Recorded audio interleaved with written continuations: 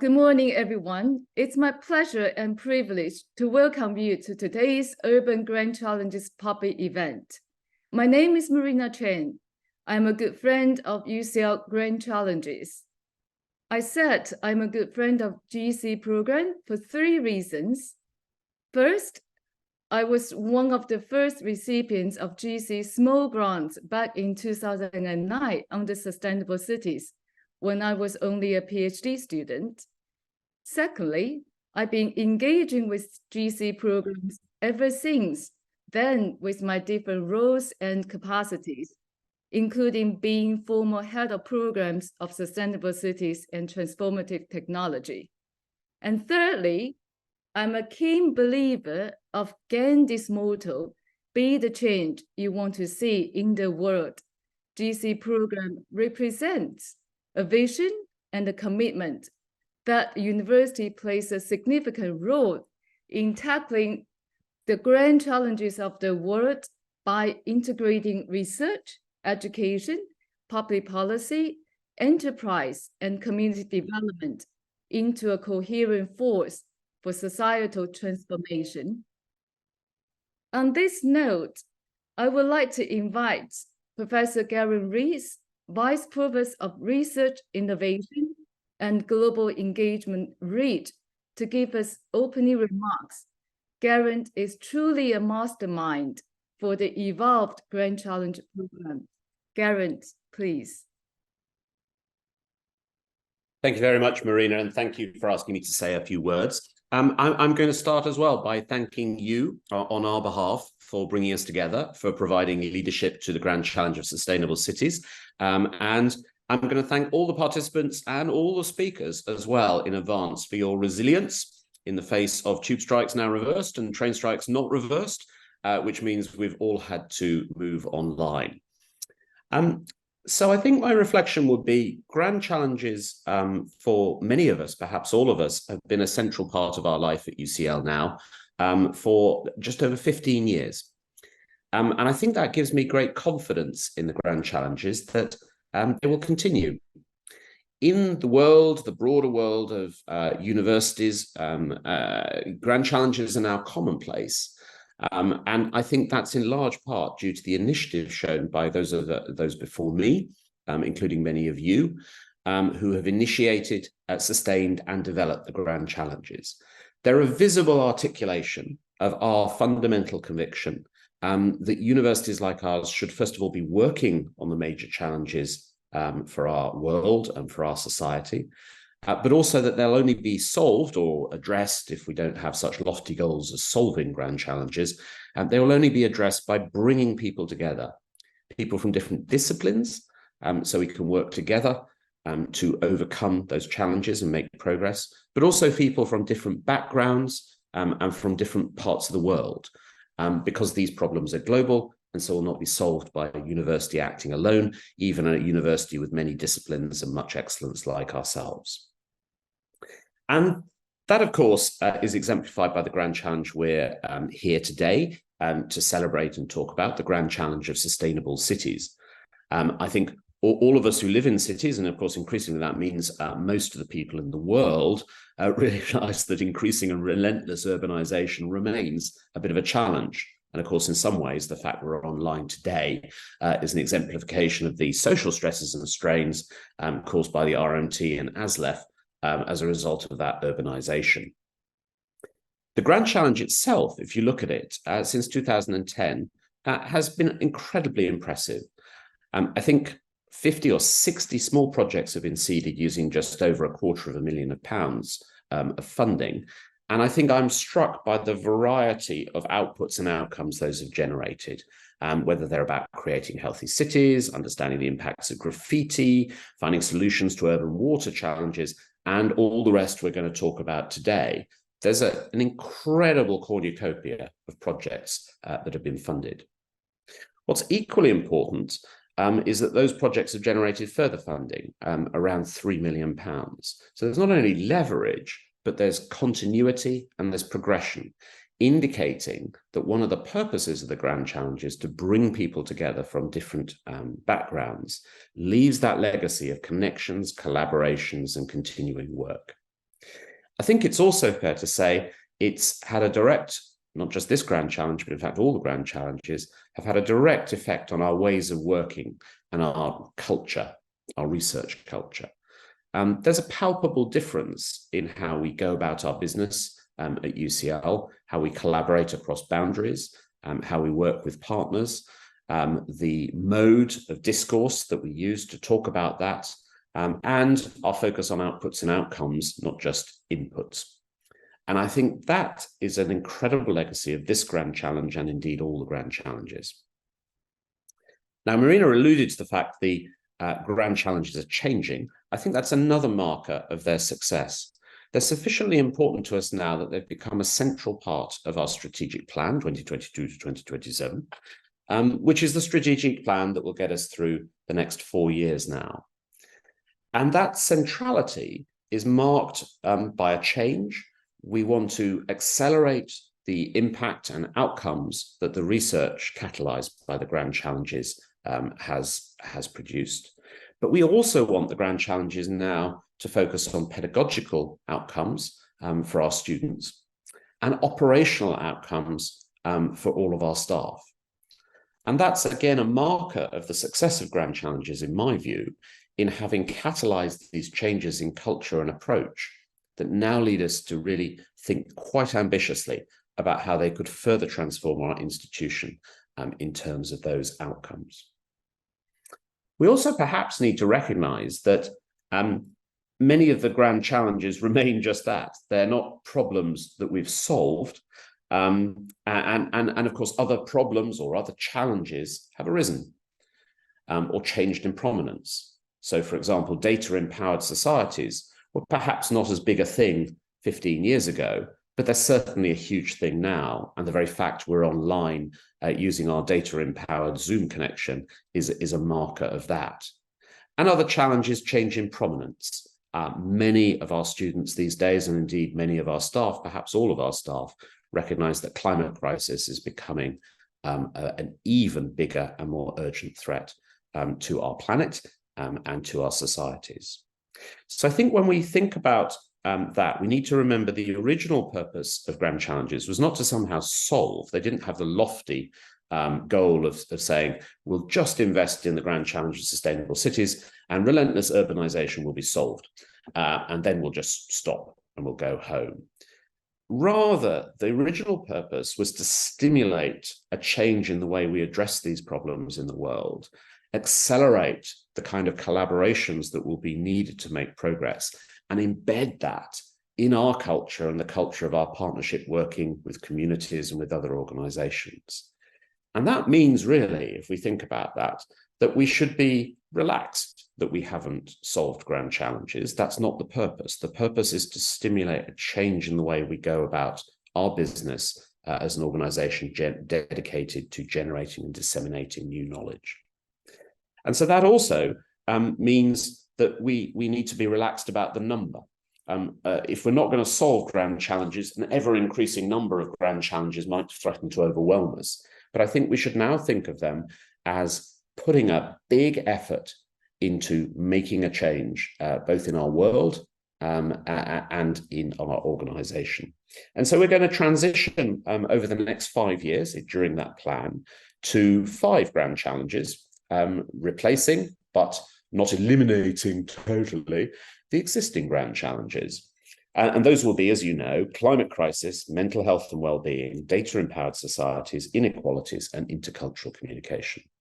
And I would expect in another 5 or 10 years, we'll be transitioning to another 5 grand challenges where we think we can make the most impact and have the most difference in terms of our ways of working.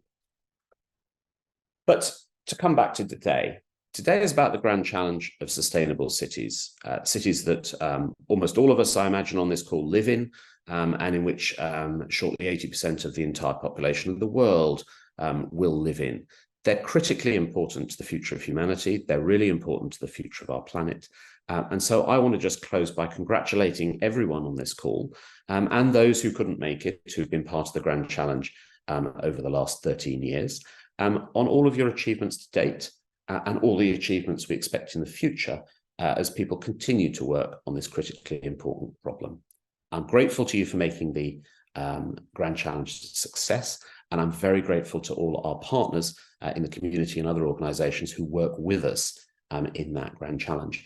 And I hope we all have a happy, celebratory, interesting and intellectually stimulating day discussing the many achievements of the Grand Challenge of Sustainable Cities. So thank you, Marina. Thank you, colleagues. And may I hand back to you? But you're on mute, Marina. First of the day. Thank you, Geraint, for your opening remarks. Indeed, we are facing many challenges to organize this event. Not only the strikes, also the arrangement of the rooms, arrangement of the Zoom or in person. So we're kind of persistent to make it happen. And thank you for your participation.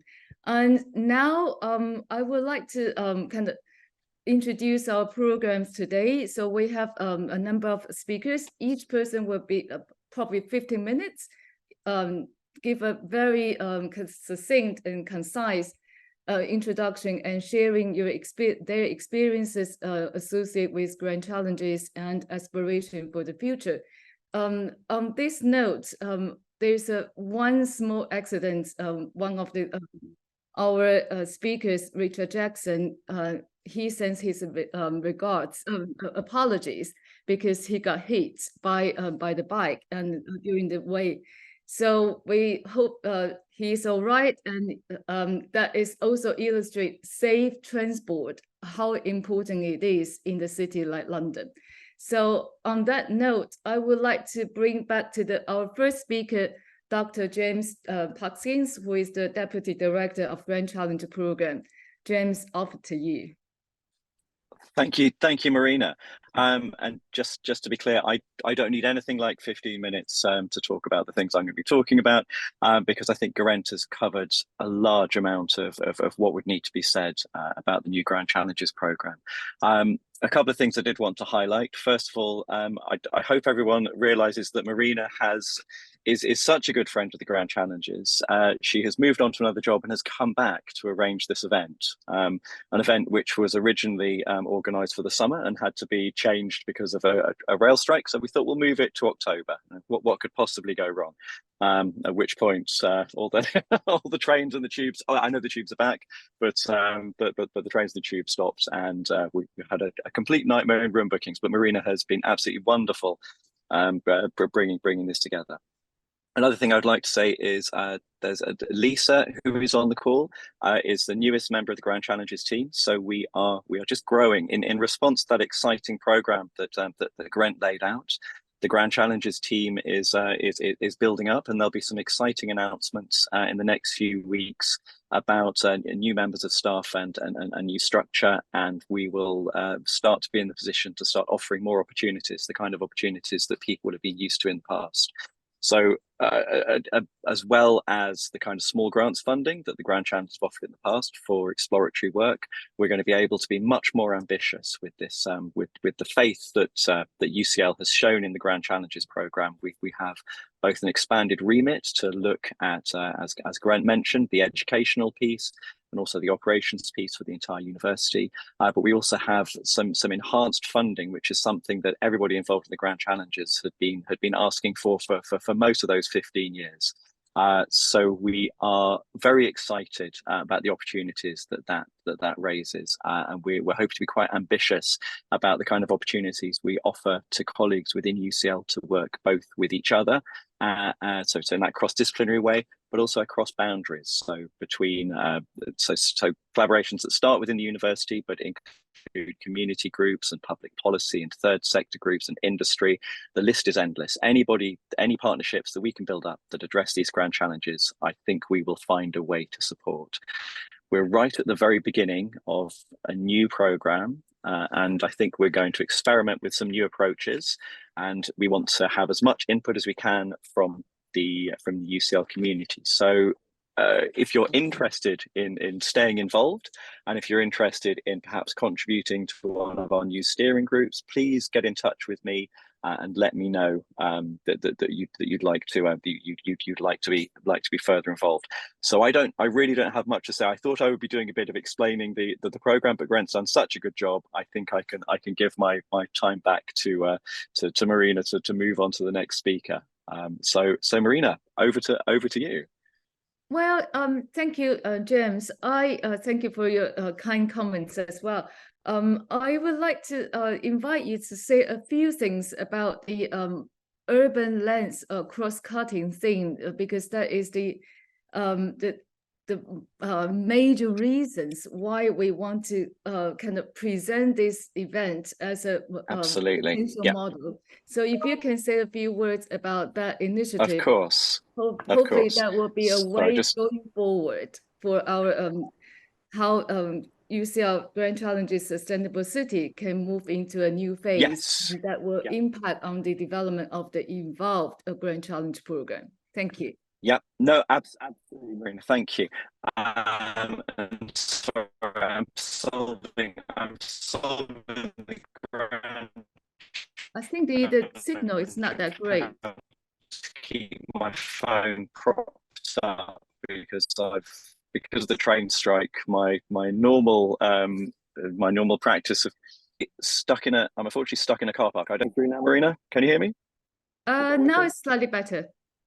Okay, sorry. Apologies for this. I was planning to be at home, but I had to run my daughter to school, so I got stuck in traffic, and I'm now sitting by the side of the road, trying to connect through my phone. So absolutely. So Marina, the thing that you mentioned was the whole point of today's event, which is taking an urban or a place-based approach to the Grand Challenges. One of the things that has been one of the things that the Grand Challenge for Sustainable Cities has been very good at is making sure that impacts and problems are understood in an urban context, but also in a place-based context. And that's something that we want to keep as a way of understanding all of the challenges that are being introduced in the new Grand Challenges program.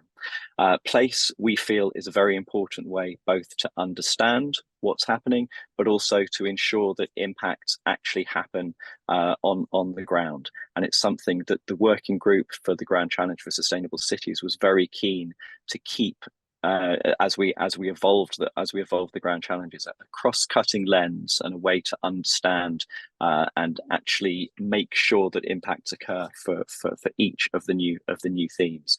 And of course, to start with, that's climate crisis, which is the close cousin of sustainable cities, but also in terms of mental health and well-being. And so I'm looking forward to hearing our speakers, unfortunately, and I hope Richard's okay, but I'm looking forward to our speakers and their and how they think a place-based approach will feed into. So Marina, I will and yeah, you've always been very good at reminding me of things that I haven't said. So if there's anything else that we need to bring into the conversation, let me know now. But thank you very much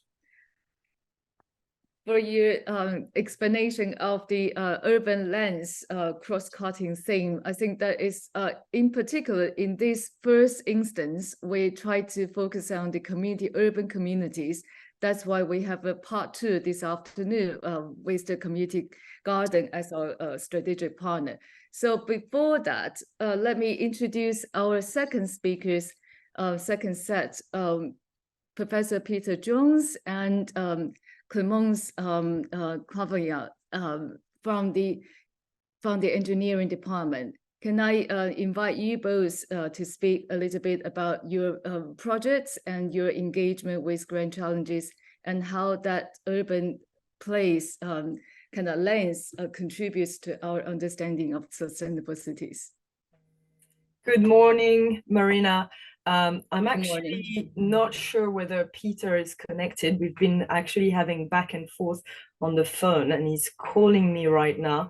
I suspect he's calling to say that he hasn't been able to connect, unfortunately, to the Zoom. So yeah, he's tried to connect, but he hasn't been able to connect, I think. So unless he's managed to go to. I think Peter is on the Zoom now. I can see his name. Right, so hopefully he is able to hear us and to connect with us. Peter, are you here? No, I suspect that's why he was calling you right now. He's had issues all morning trying to connect. Okay. But that's fine. We'll go ahead and hopefully he'll be able to join the presentation. I'd love to share my screen if you can allow me to. Yeah, that's fine. I think you need to actively allow me to do that. I'm giving co-host right now, so I think that should give you permissions now. Okay, let me try. And I think Peter just connected into the call, so. Yeah, sorry, I lost my link for a minute there, sorry. Hi. Hi, Peter, good morning. Hi. Great, okay. Excellent, let me move on to a presentation. Okay, so it's a pleasure to be here. I'll be presenting along Professor Peter Jones, my colleague, and we'll be talking about sustainable urban mobility transitions. I think a cross-cutting theme related to urban issues, but beyond. And I'll be telling you about the story of the TSUM project to start with.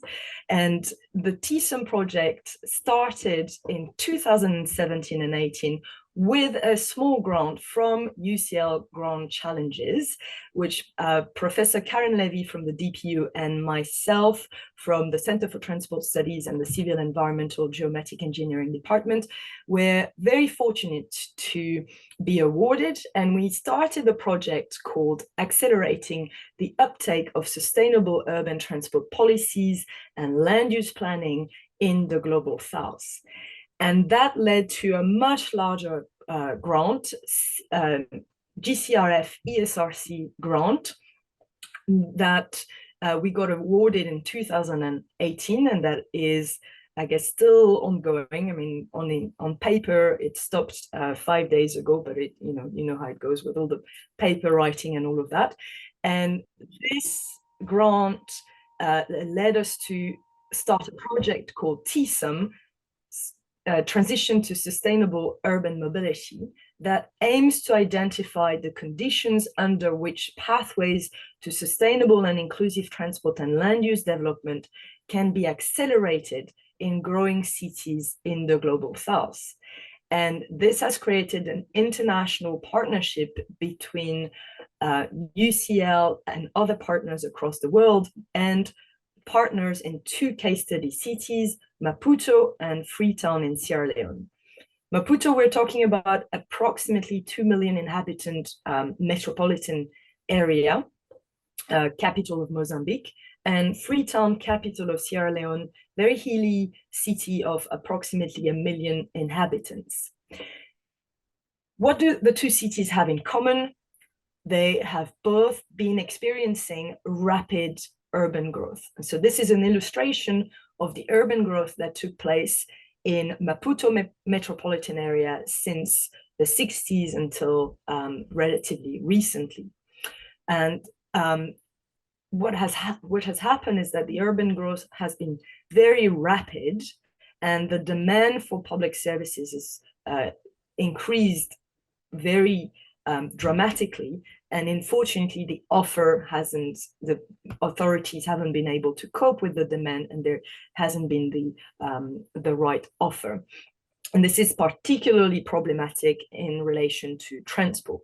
There are other issues that these 2 cities have in common, such as the lack of accessibility, in particular for the most underprivileged areas. So in Maputo, we're talking about the areas at the outskirts of the urban, the metropolitan area, and in Freetown, we're talking about the areas, especially in the most hilly part of the city. And this is all because there is a spatial concentration of opportunities and services in the central business districts of both cities. There are also dynamics of informal development in less accessible areas that are very significant in both cities. What the two cities and the two countries have in common is also rapidly increasing car ownership and car use levels. So we have limited data at the local level, but this is an illustration of the motorization rate that has occurred since the 90s in Mozambique, in the country. And this is very closely connected to what has happened in the capital, because the capital is the economic hub. And so that is happening as GDP per capita is increasing in both cities. The modal share is also something that both cities have in common. The majority of the people still walk or use public or collective transport, the vast majority. And only a minority, this is a bit outdated, we're now probably closer to 16% of car use levels in the city of Maputo, but we are below 20% in both cities. So just to give you an example, this is what London is aiming to achieve. London is aiming to reduce its car use levels to 20%. And so this is where our case study cities are at. What our kind of central argument in the TSOM project is that our two case study cities and similar cities across the global south are at a turning point. So this horizontal axis represents GDP per capita, and the vertical axis represents percentage of private motorized modal share. And we estimate that our two cities are approximately here. In other words, they have a low but rapidly growing GDP per capita and relatively low but also rapidly growing private motorized modal share, in particular car use levels.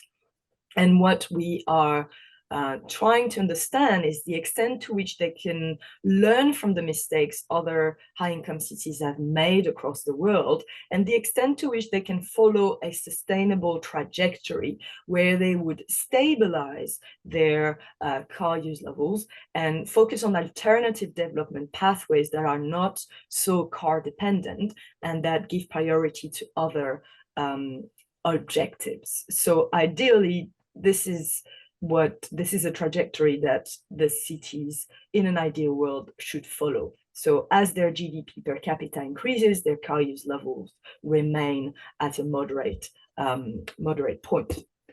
So to what extent can these cities leapfrog or short circuit their urban development to avoid making the mistakes high-income cities have made and to transition towards sustainability, inclusivity, and prosperity?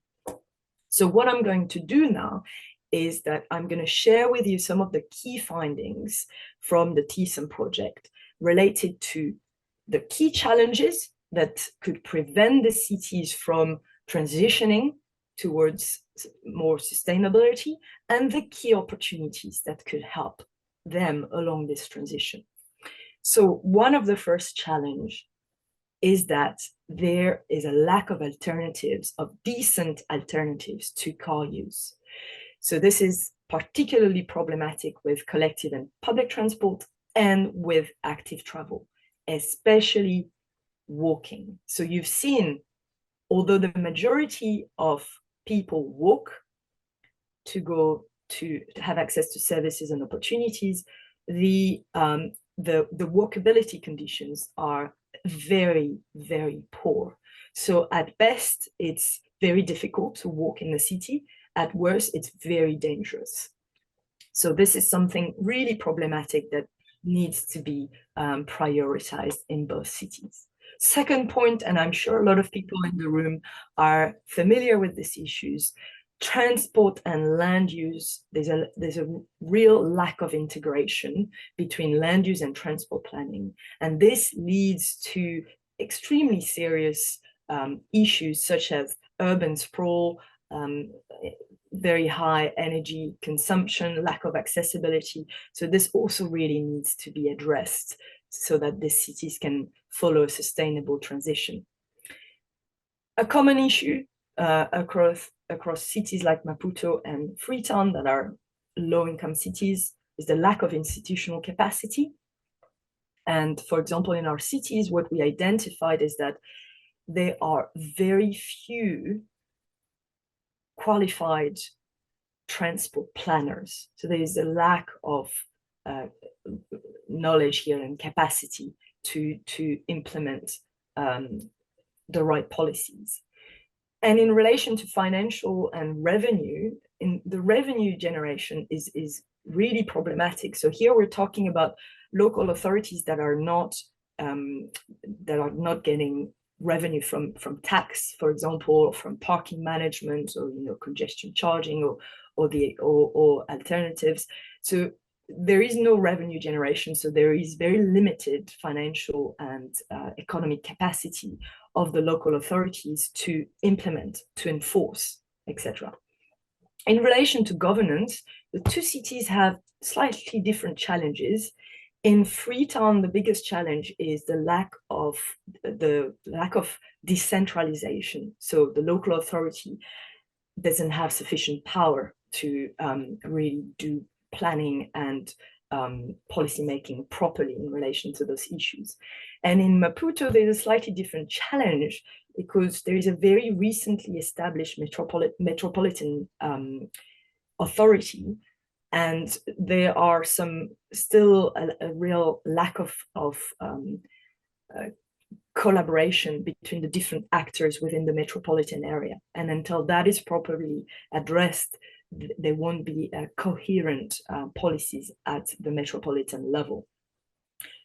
There are more challenges, but I'll just end with one, which is the cultural context. The cultural context in both cities incentivizes car use. So we are talking about a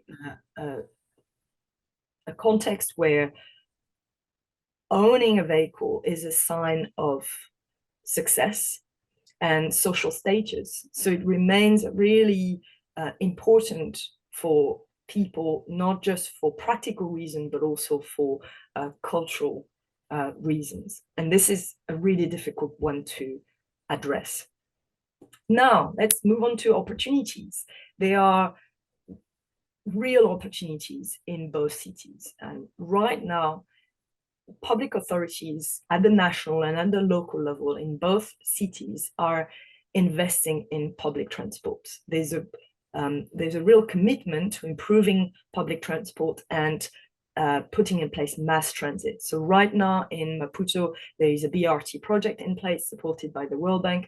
And in Freetown, there is a project that is also related to mass transit and other public transport improvements.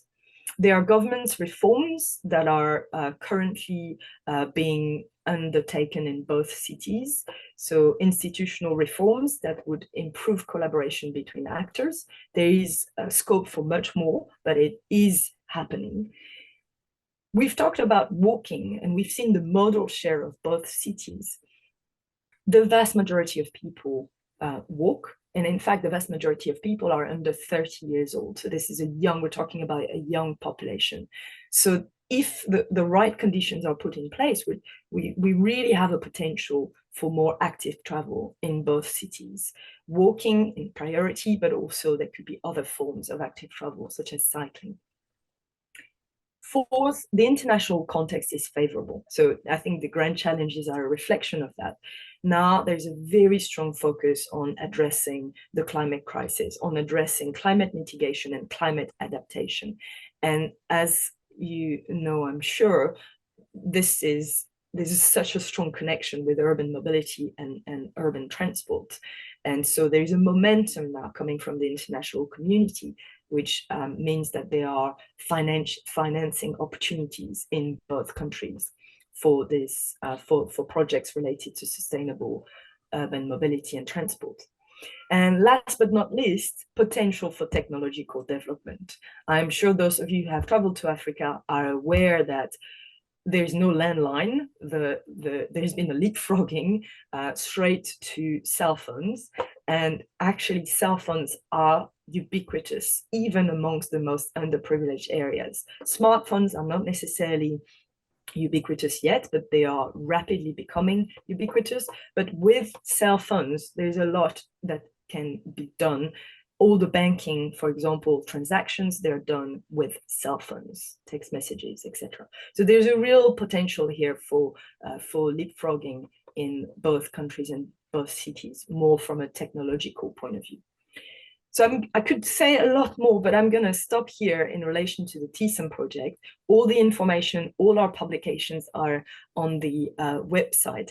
And I'm now going to invite my colleague, Professor Peter Jones, to talk about a sister project, which also focuses on sustainable urban mobility transition.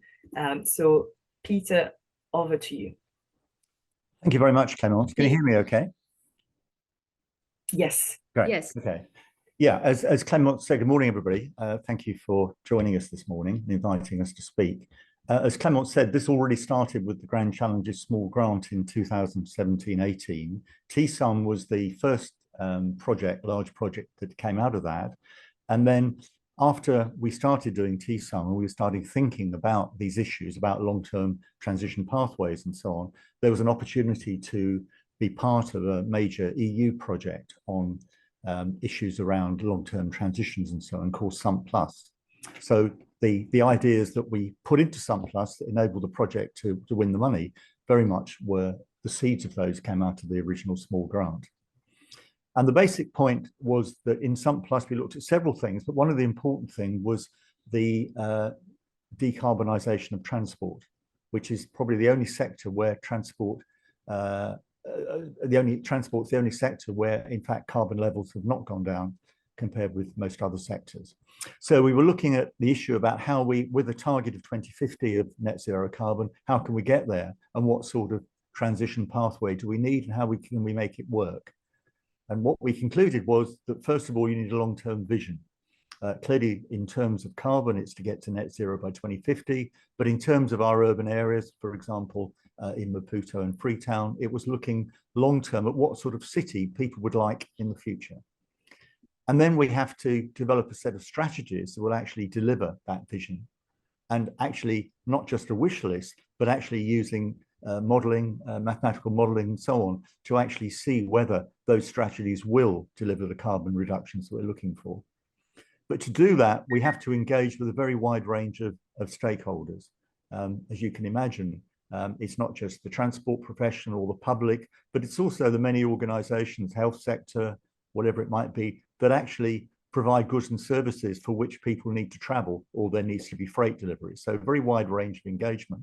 And also we then need to develop a comprehensive implementation strategy, both thinking about where the various schemes are implemented and over what timescale they're implemented. Next one, please, Clemence. Can I have the next one? Sorry. Yeah, thanks. So out of this work has emerged a SUMP topic guide. These SUMPs are sustainable urban mobility plans that the European Commission requires that all larger cities in Europe undertake. And in fact, Clemence has been involved in one that's being developed in Mozambique at the moment. And the European Investment Bank decided that it was important to have a guide for cities on how to decarbonization urban mobility. And the work we did in SUMP+, which fed off TSUM and so on, actually has formed a very major part of this guide. And I'll just give 2 or 3 examples in the next few slides. So next one, please, Clemence. So quite a busy diagram, but let's start at on the bottom left. Here we're talking about current mobility conditions, current use of different modes, current levels of carbon emissions and so on. And if you now switch to the top right, where we have that yellowy gold color ellipse, what we're aiming for is a zero carbon future city. And what we need is some form of yellow gold line that goes from where we are now up to the future. And if you look at the left-hand axis, it's about the percentage of achievement of objectives and targets. So when we get to 100% achievement, then we're down to a zero or net zero carbon future city. So you have a trajectory, but how do we actually deliver that? And through that, we need a series of different types of policies. Some of those will be policies about allocating our road space, providing very safe walking and cycling infrastructure, for example. It will be putting in base public transport. It'll be about having parking controls and so on, a reliable traffic management system. So all sorts, as well as electrification of the fleet and things like that, and trying to localize trips so that more of them can be done on foot or by cycle. So there's a whole set of things there. And the idea then is to actually work with our mathematical models to say the outcome we want is 0. Will this policy mix over time actually deliver that outcome? And as you can see on the right-hand side, the point is, in reality, these things are never smooth. Things stagnate for a while, then you get a general election, or the government decides it's got more money to spend, and things accelerate. So it's very much a sort of on-off process. And the important thing is to build institutional capacity and secure financial resources. And a typical cycle is something like 8 to 10 years. We're talking about 30, 40 years. So this will take place over several cycles. Next, please. And then within each of these cycles, it's a question about how do you take these long-term strategies and actually make sure you can deliver them on the ground. And this, we've recommended 2 stages. First of all, implementation planning, and then implementation management or delivery. So on the left-hand side, what we do is we come up with a series of what we call core measure packages, different packages of measures that will help us actually decarbonize. And then we look at those different packages and decide which are the best components, and then decide how they're going to be implemented over time, recognizing that in some cases legislation might need to change, or there might need to be special applications for funding. So we develop a program timeline with different phases of implementation, from preparation to preliminary works to full implementation. We also look, because in bureaucracies, there are many different departments that do things without actually coordinating with other departments. So you might find somewhere like London that, 2 bridges are closed at the same time or something because the different organizations didn't talk to each other. So it's very important to look spatially at where these things are going in, and where possible to actually do it in a synergetic way. Because we know, for example, if you decide to put in speed humps on a road, for example, to reduce traffic speed, that can be quite expensive. But if you're planning to relay the road anyway, then it becomes very cheap. So it's a question of aligning these things, producing an implementation plan, and then looking at other strategic plans in other sectors to try and make sure those things are aligned, and look for windows of opportunity. As I say, we know, for example, on political cycles that when politicians are first elected, they're more willing to do major initiatives, whereas towards the next election, they're very cautious about doing anything that might upset anybody. So there are political windows, there are financial windows, and so on. And then out of that comes a document called an implementation strategy, where you actually list the various measures, the timelines, how they're going to fit together across the city, what's the structure of who's going to do what, how do we prioritize based on funding available, and how do we take advantage of windows of opportunity. And the next one, please, Clemence.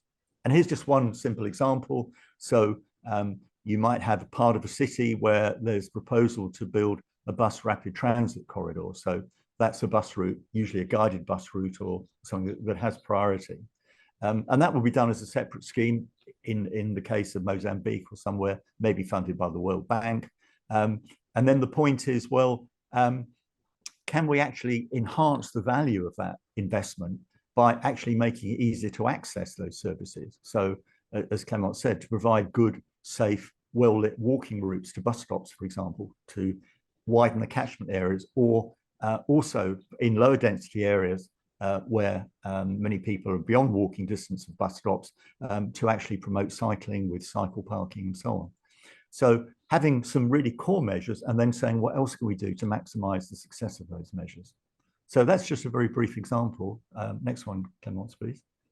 If you'd like any more information about SUMPLUS, those are the details there.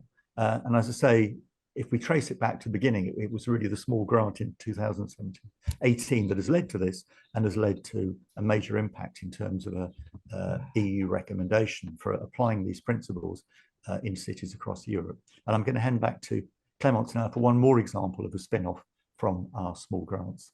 Thank you. Thank you, Peter. Thank you, Peter. Just one last point. all the knowledge that we have generated in the context of these two projects and more projects are summarized in an online course, or MOOC, hosted by the platform Future Learn. This is the name of the course, and it's open and it's accessible to all. So you can access this information through this online course. Thank you so much. Thank you both, Peter and Clemence. I'm very pleased to see with the small grants that have been very successful, the whole long trajectory of the project developing so massive and so transformative. So that is really a demonstration how small grants or how a small collaboration in one department with small departments, like cross-discipline and cross-departments, can generate such a very exciting and long history of the projects and going for different directions. I just want give this opportunity for the participants in the room. If you have any questions, either you can put on the chat or you can raise your hand. We have a couple of minutes for each speaker to answer a few questions. If anybody wants to ask any questions, please let us know. If not, well, we would like to introduce, we have Helen, Professor Helen Roberts. Off to you. Okay, thank you. And thanks for that great presentation. I really enjoyed it. But some of what you were saying just reminded me of the difficulty that we all have as individuals, as institutions, and so on, of balancing one set of values against another. And I wondered whether either of you have got ideas about what we could do as an institution to make the area where UCL, or the areas now, East London and here in Bloomsbury, more of a joined up area, whether there are things that we could do that might make it more possible for instance, workers to live closer to the university, to help engender the sense of community that we have at UCL. I think bike racks are improving a bit. That it's really, I liked your point, Peter, about when the good points are to make a change. And I think having a provost who cycles has probably helped, and is getting more bike racks, still not quite enough.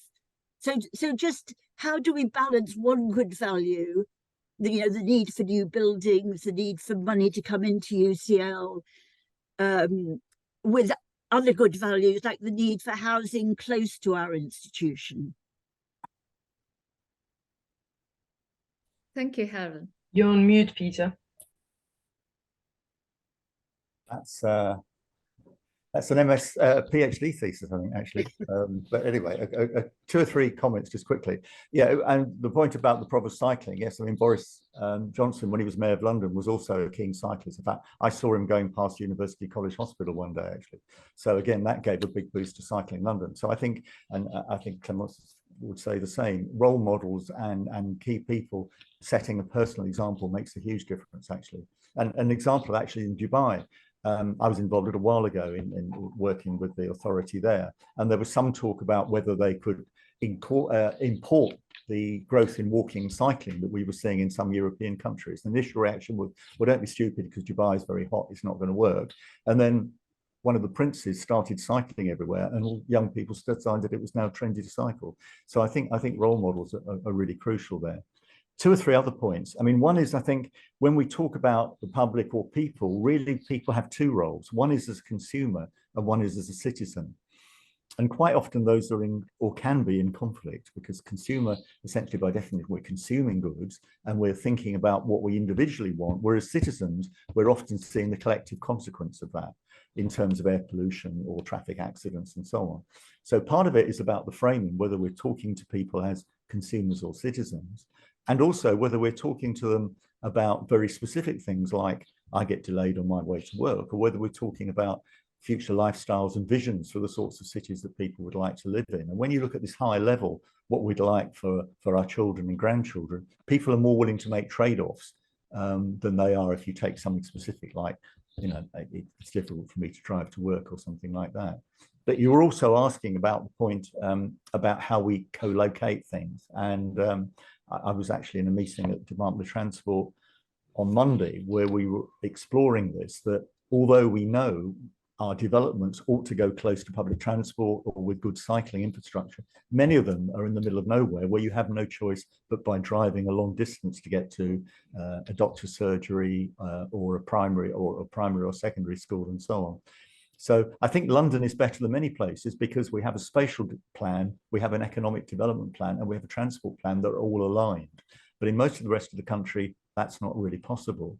But I think visioning, and then once you're clear about the visioning, actually looking about the practicalities of getting there, not in 5 years, but often over 20 or 30 years, it is really the key, I think.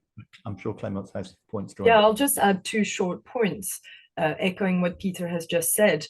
The key to addressing those issues from a policy point of view, I'm a political scientist by background, is increasing cross-sectoral collaboration. So the housing department collaborating with the mobility department, collaborating with the health and with the environment department.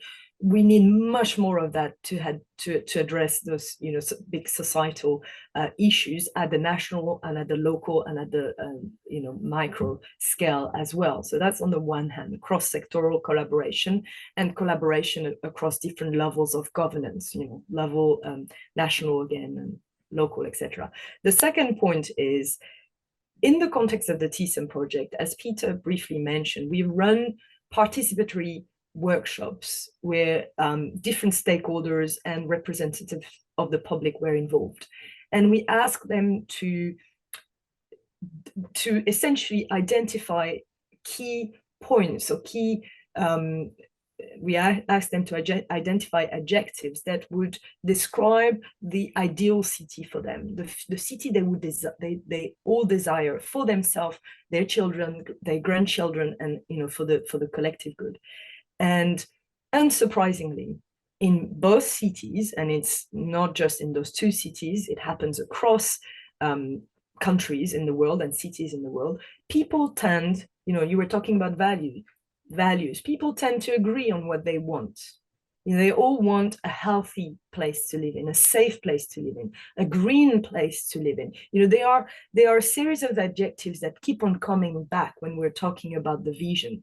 And so, this is what separates us. This is more, we have more in common than what divides us. And unsurprisingly, in a lot of cities, they are kind of universal desires. And this is what we need to focus on, this vision and those values that are shared across cities and countries. And I think that's what we should, that's what unites us, that's what we should keep on going back to.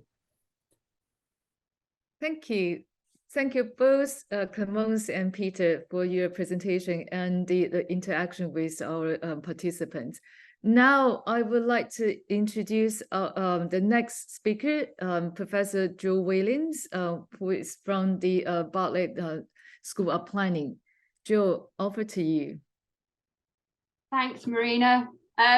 Could I share my screen? I don't know if that's possible.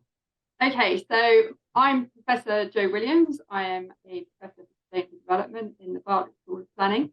I've been a recipient actually a couple of times from Grand Challenge bid. Once way back in 2007 for some work I did on zero carbon futures, and more recently in 2016 for the Circular Cities Hub, which I will talk about a bit later. But first of all, I'd like to talk to you a little bit about the research that we've been doing within that. Next slide, please, Lisa. Thank you. So the work really is about looking at 2 things, resource consumption and also the degradation of ecosystem services and how we move towards living within planetary boundaries. And that's what the overshoot days are really about. So humanity took 250,000 years to get to be a billion population. And in the last 200 years, we've grown to 7 billion people on the planet. That has obviously created an enormous problem in terms of resources and how we share those resources and resource scarcity. It's largely been enabled by the sort of provision of finite fossil fuels, as well as improvements in the public health sector. And we're looking in the not too distant future, obviously, at the running out of that provision of fossil fuels, and really not needing now to start thinking about what we're going to do in response to that. The other thing to say is that the overshoot, the resource consumption, is very much interlinked with other big events, big problems occurring, climate change, and also mass extinction. So we really need to try and address these things together in concert if we're going to make any sort of real difference in the future. Next slide, please, Lisa. So the sixth mass extinction, of course, is about the sort of the horrendous loss, basically, of biodiversity on the planet, and it's largely being driven by land use change and sort of change in terms of water resource consumption, energy consumption, and climate change. We're basically consuming now more resources than are being produced, essentially, on the planet, but we're also consuming all of those ecosystem services. And as a result of that, we're leaving nothing for the rest of the things living on the planet, essentially, which is the big problem in terms of displacement of species. Next slide, please, Lisa. So this is an ecological footprint. I'm sure a lot of you will have come across this before. And basically what that does is it's an indication of the amount of land, essentially, that we would need to generate resources that we consume, but also to assimilate the waste that we produce, including things like CO2. If we all consumed our individual share of resources, then we would only be consuming about 2 global hectares on planet Earth. But most of us, for example, in the UK, are consuming about 5. So we're consuming considerably more than what we are fairly allowed to, if you like. And as a result, we can really do this as a result of globalization and the fact that we can import our carrying capacity. So this is not just in terms of the food, the water, the materials, and the energy we consume. This is also as a result of sort of the ecosystem services. Next slide, please, Lisa. With the world population expected to reach about 9 billion by 2050, and as Geraint said earlier, most of those people will be living in cities. We're also starting to see urbanisation as a major global challenge. Currently, cities consume about 75% of the world's natural resources. They produce 80% of greenhouse gas emissions and 50% of the world's waste. And as a result of that, they are major contributors to this these interlinked challenges that I've already mentioned: overshoot, climate change, and mass extinction. In addition, cities are also already suffering from problems, including things like food, water, and energy scarcity. London, for example, you can see in this slide, is essentially consuming about 125 times its size of land area, if we're thinking in terms of global footprint. It does that, obviously sustains itself by importing, again, that carrying capacity. So it's in this context, really, I suppose, that planning and resource management within cities is extremely important if we're going to tackle these more global issues. But the problem is that cities, also the ecosystems of cities, are essentially very degraded. And this is not just within the boundaries of the city, the physical city, if you like, but it's within the urban system that it operates. So the ecosystems which it draws from across the world are also being degraded by that consumption of resources and ecosystem services. So it then makes it very difficult for those systems to either assimilate the waste that they're producing, or indeed generate resources within those systems. Next slide, please. So the work that I embarked upon quite some time ago now, back in 2014-15, was really starting to look at how we might begin to address this. And this is a diagram from the book, but it's also available online. It's in the Circular City Hub website, which basically outlines three circular actions, which might help to address this issue. So what we're trying to address is urban resource consumption, so reducing the amount of resources that we consume, particularly those kind of virgin materials, finite resources. We're looking at reducing the amount of waste that's produced by the urban system. And we're looking at basically regenerating the ecosystems and the ecosystem services and natural cycles that have been degraded by our activity. And we can do this really by looking at three things, particularly. We can look at resource looping, so the reuse, the recycling and energy recovery also from resources. And when I talk about resources, I don't just mean materials, I also mean water, I mean land and infrastructure. So the reuse of infrastructure as a whole thing rather than just the constituent parts, which is what's often talked about with things like circular construction. Also thinking about ecological regeneration. So this is the regeneration of those natural cycles within urban systems, things like the carbon cycle, nitrogen cycle, water cycle, and so on. It's thinking about adaptation as well, not only of infrastructure, but also communities in a way that we don't waste either that infrastructure and those spaces or the knowledge that's been generated within those communities. So it's about trying to, if you like, it is the entire regeneration of an urban system from all respects, social, ecological, and economic. Outside of this, you can also see that there are other activities which are often also happening, which are also helpful for achieving these objectives. These may be strategies which are also being adopted. For example, localization, optimization, substitution, and sharing. So things, for example, like the substitution of finite energy, fossil fuels for renewable energy sources, or moving towards more plant-based materials, for example. Optimization, we've all seen this through various sort of energy efficiency measures, for example.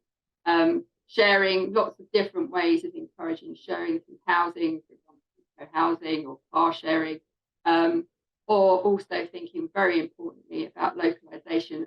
And this is extremely important because it's basically about how we can find ways of shrinking that pressure that's being put on the global system and trying to bring it back, being closer to the urban system.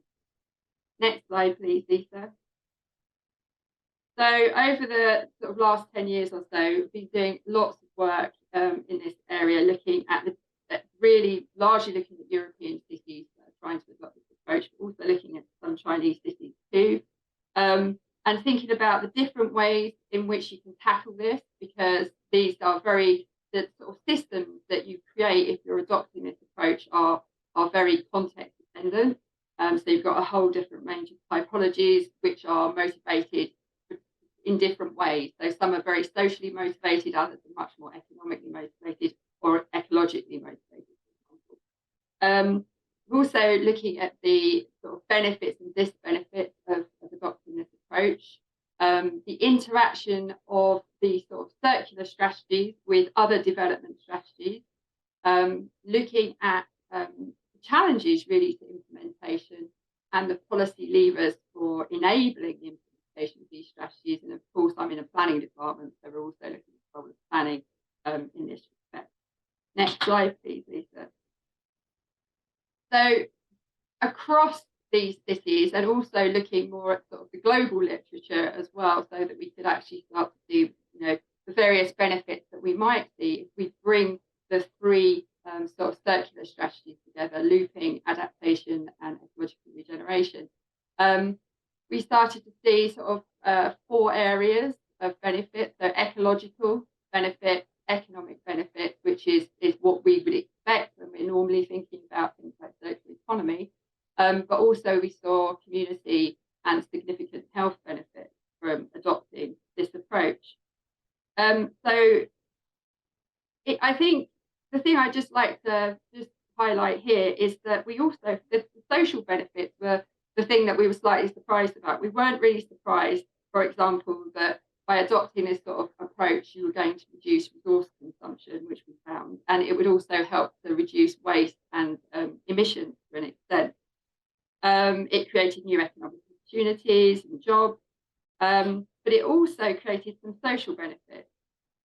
And it's particularly useful in cities, I suppose, in need of regeneration.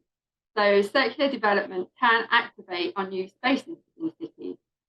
Circular activities can help build local symbiotic capital, which in turn has created more stable and empowered communities with greater access to resources than they would otherwise have had.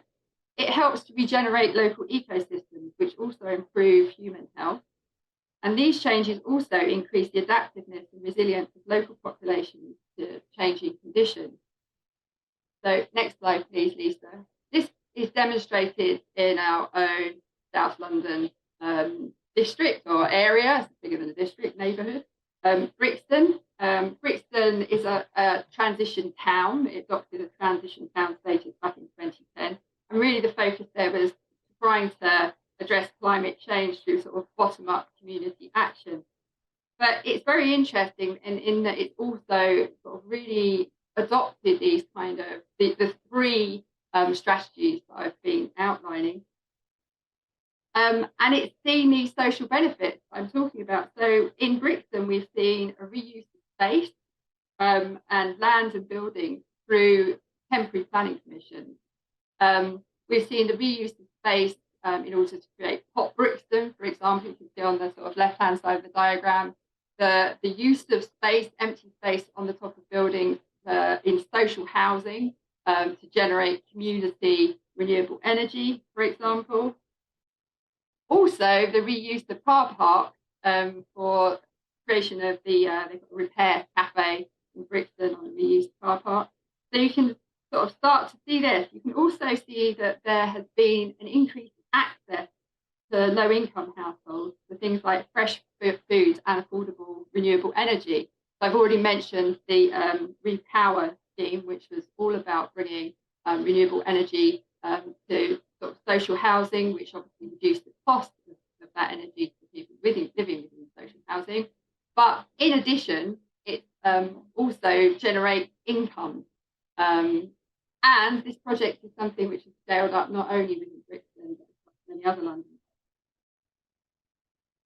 We also see sort of circular food systems starting to develop in Brixton. So we have food reuse schemes through all sorts of different things like the reused cafes, but also the community reuse fridges and so on. And we've seen things like the Brixton Orchard and various urban farming projects. And all of these things are sort of starting essentially to link up. And through these different schemes, the remakery, the orchard, the urban farms, etc., we are seeing this sort of building of social and human capital within the local area. So building of knowledge, but also the creation of much stronger social networks to support this. So we can see massive social advantages, really.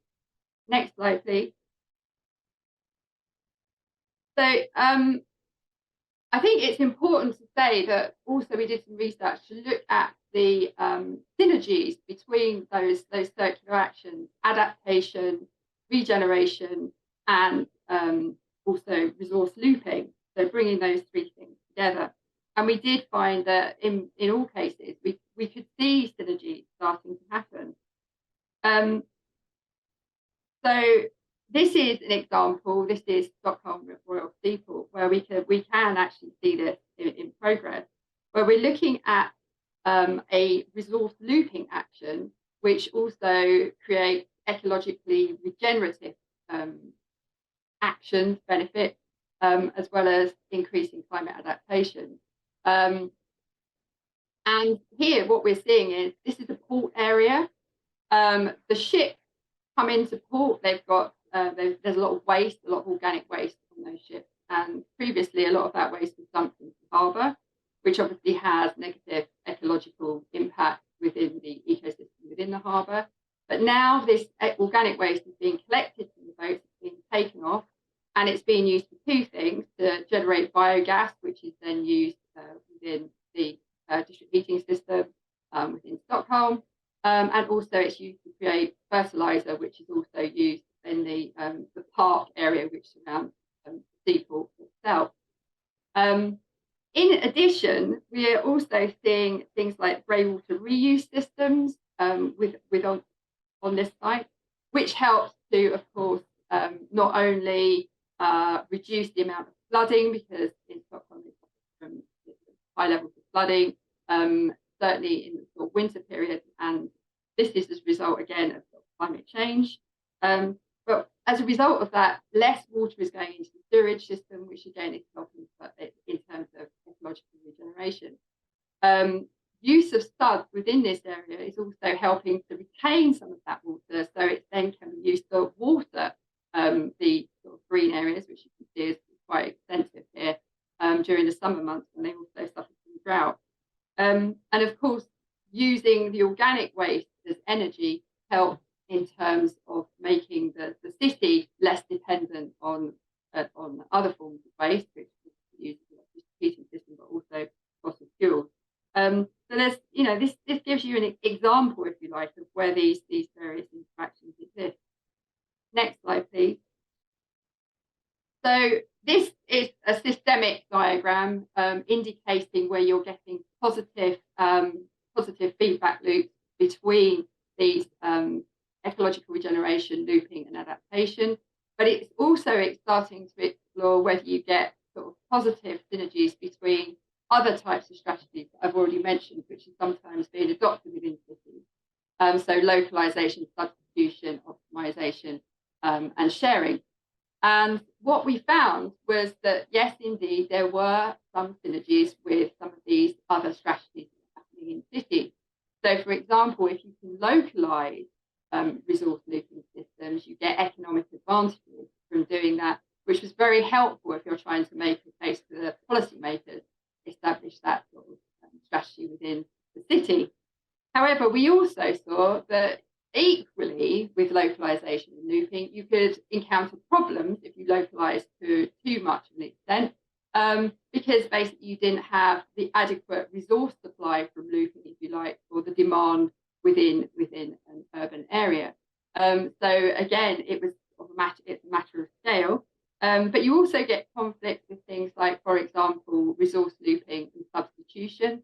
So in cities that are trying to move away, for example, from using waste in district heating systems towards more renewable energy supplies, you can see issues in terms of political issues, in terms of moving across, economic ones, also technological ones, because you need to change technological systems which are quite embedded within those systems. Next slide, please, Lisa. So we're really focusing on the implementation of these types of systems, looking at the benefits, looking at how all these different things interact, but also looking at the challenges. And you probably can't see this here because there's just so many challenges potentially that could be encountered across these cities when they're trying to implement these actions. But of course, not all of the challenges are found in all of the cities. This is looking at a whole range of different places and different contexts and the types of challenges that they've encountered.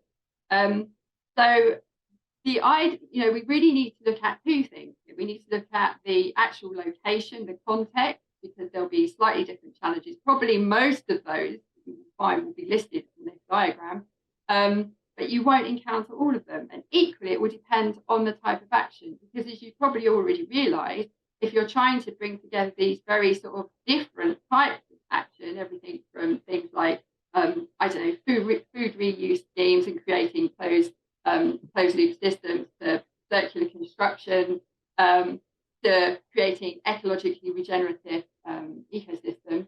These are lots of different things that we have to do, and they all encounter different types of challenges. So next slide, please, Lisa. So just a couple of examples, really. This is London. These are looking at 4 different types of activities across London: circular construction, the ecological regeneration of brownfield sites, a thing called circular tactical urbanism, and also creating circular food systems. And what we see is that there are very different types of problems that you encounter, unsurprisingly. But what we do see also is that in London, there are problems, challenges which are faced regardless of the type of activity that you're trying to implement. So the big problem with London really is the cost of the land and competition for space for what are essentially low value activities. None of these activities can really compete long term with sort of high value commercial and residential development, for example. So this is a particularly big problem for moving towards a more circular system, if you like, within the London context. And another big problem is that there's in London, there's a very heavy reliance on really civil society to deliver a lot of these sort of systems. For example, circular food systems with things like urban farming and so on, but also things like ecological regeneration and sort of relying on local conservation groups who are volunteers essentially. And the problem, of course, with that is you get burnout, you get people who leave the city, you get lots of different problems because you lack the funding, the wherewithal, resources for this to be a long-term transition. Right? So we also did notice that with different types of activities, you have different types of challenges. So, for example, if you're looking at circular construction, the big barrier really is institutional inertia to change. And certainly when working with the developers, talking to construction companies and so on that were involved with this, most of them were very keen on the idea of having a stronger regulatory framework to move in this direction, as well as of course, if financial incentives. But mainly it was the regulatory framework so that they would know that there was, if you like, security in investing in these different systems that we have to set up in order to make this work. With ecological regeneration of brownfield sites, we saw that it was the length of the process that created most of the problems and the lack of funding for the maintenance, the ongoing maintenance of that infrastructure. And again, a question really around how can you fund this, or how can you engage communities more in this process? If you're not going to fund it through public funding, you get private companies to do it. And maybe you would have to do that in different ways, with things like polluter paying for remediation and so on. For circular food systems, and I think you're going to, maybe if you do the afternoon session, come across this quite a lot, you're going to be seeing a circular food system, I think, in operation. But essentially there were problems, different problems at different ends of that system. So if you're thinking about circular food systems, you need the production of food, but alongside that, you also need things which enable people to reuse food waste or even recycle food waste. And the production of food, unsurprisingly, one of the biggest problems is finding the land, essentially, to do it, particularly in a city like London, where land value is so high. But it's also about the amount of food that you need to produce in the urban system. On the other side, if you're thinking about reuse, the sort of really the problem is, again, this sort of lack of regulatory framework, largely, to encourage this thing to move from being something which is largely dealt with by the community, by charities and so on, into something which is, more, if you like, widely opted for in the way that it is in Paris, where there is a national regulation that requires food reuse. Next slide, please, Adisa. Which brings me nicely onto my final slide about the research, which is basically we were looking at the different types of levers that we could use to make this happen in cities. And of course, it depends on your city's competencies and the resources and so on available to them. But we were looking at the use of regulation, the use of financial incentives, capacity building and provisioning. And obviously, a lot of cities are not in that happy situation where they are actually the providers of things like energy and waste services and housing and this kind of thing. So they can't directly impact on it in that way. So they have to rely a lot more on things like legislation, public procurement, and also, of course, the allocation of space in cities, which is something London does very well, to enable this kind of thing to happen. Next slide, please, Lisa. So this is work that has been done as part of the Circular City Hub. The Circular City Hub is actually a network which stretches across Europe. It also includes stakeholders from Canada, from China, from America, so other parts of the world. And it includes academics, practitioners and policymakers who are working really on looking at the implementation of circular systems. And it's resulted in a lot of collaboration in terms of research projects and events. But more recently, it's also emerged in terms of this new a new partnership that we've set up with TU Delft. Next slide, please, Lisa. So a year or so ago, I actually worked with Lisa and Aditi and Rendi Aditi, and we were basically trying to map the expertise currently at UCL working in 3 different areas of circularity: circular regenerative cities and regions, which is the area I largely work on, circular built environment, and circular economy. And we found that there are a large number of colleagues basically working in various areas across the university. And this was really an attempt to try and find out who those people were and to start to build a more cohesive community across all the faculties and departments and so on that are working within this area. In my sort of my other role, I am a visiting professor at TU Delft, and Delft is also sort of in advance of most other places, most other universities working on circularity. They also have a circularity built environment hub, which was actually inspired by our circular cities hub at UCL. And we're in the process now of creating a sort of a collaborative relationship between our 2 universities, which will enable greater research across these 3 areas. And we're hoping to sort of develop a relationship which already allows us to exchange PhD students, so that people can come, PhD students can come to Delft, and UCL students can go to Delft to study sort of best practice in the Netherlands, and they can come to the UK and study best practice in the UK under our sort of research supervision. We're also hoping to expand this in a few other areas, possibly with staff mobility and so on. But what we are definitely doing, next slide please, Lisa, is we are organising a series of seminars for next year called the Circulars, which will hopefully bring together the experts at UCL and the experts within TU Delft to really showcase what we're doing in this area, and also to take it forward in terms of looking at how we actually start to build on the knowledge that we've got already in order to deliver circular urban systems. So these are the sort of 4 areas that initially we're going to focus on, and the first event is looks like it's scheduled for March 2024. So please watch this space and please do come and attend. You'll be most welcome. Last slide, please, Lisa. And if you are interested in any of this, most of the information I've talked about today is available in a book I've written, and also in the various freely accessible journal papers and policy documents, which are also available. Thank you.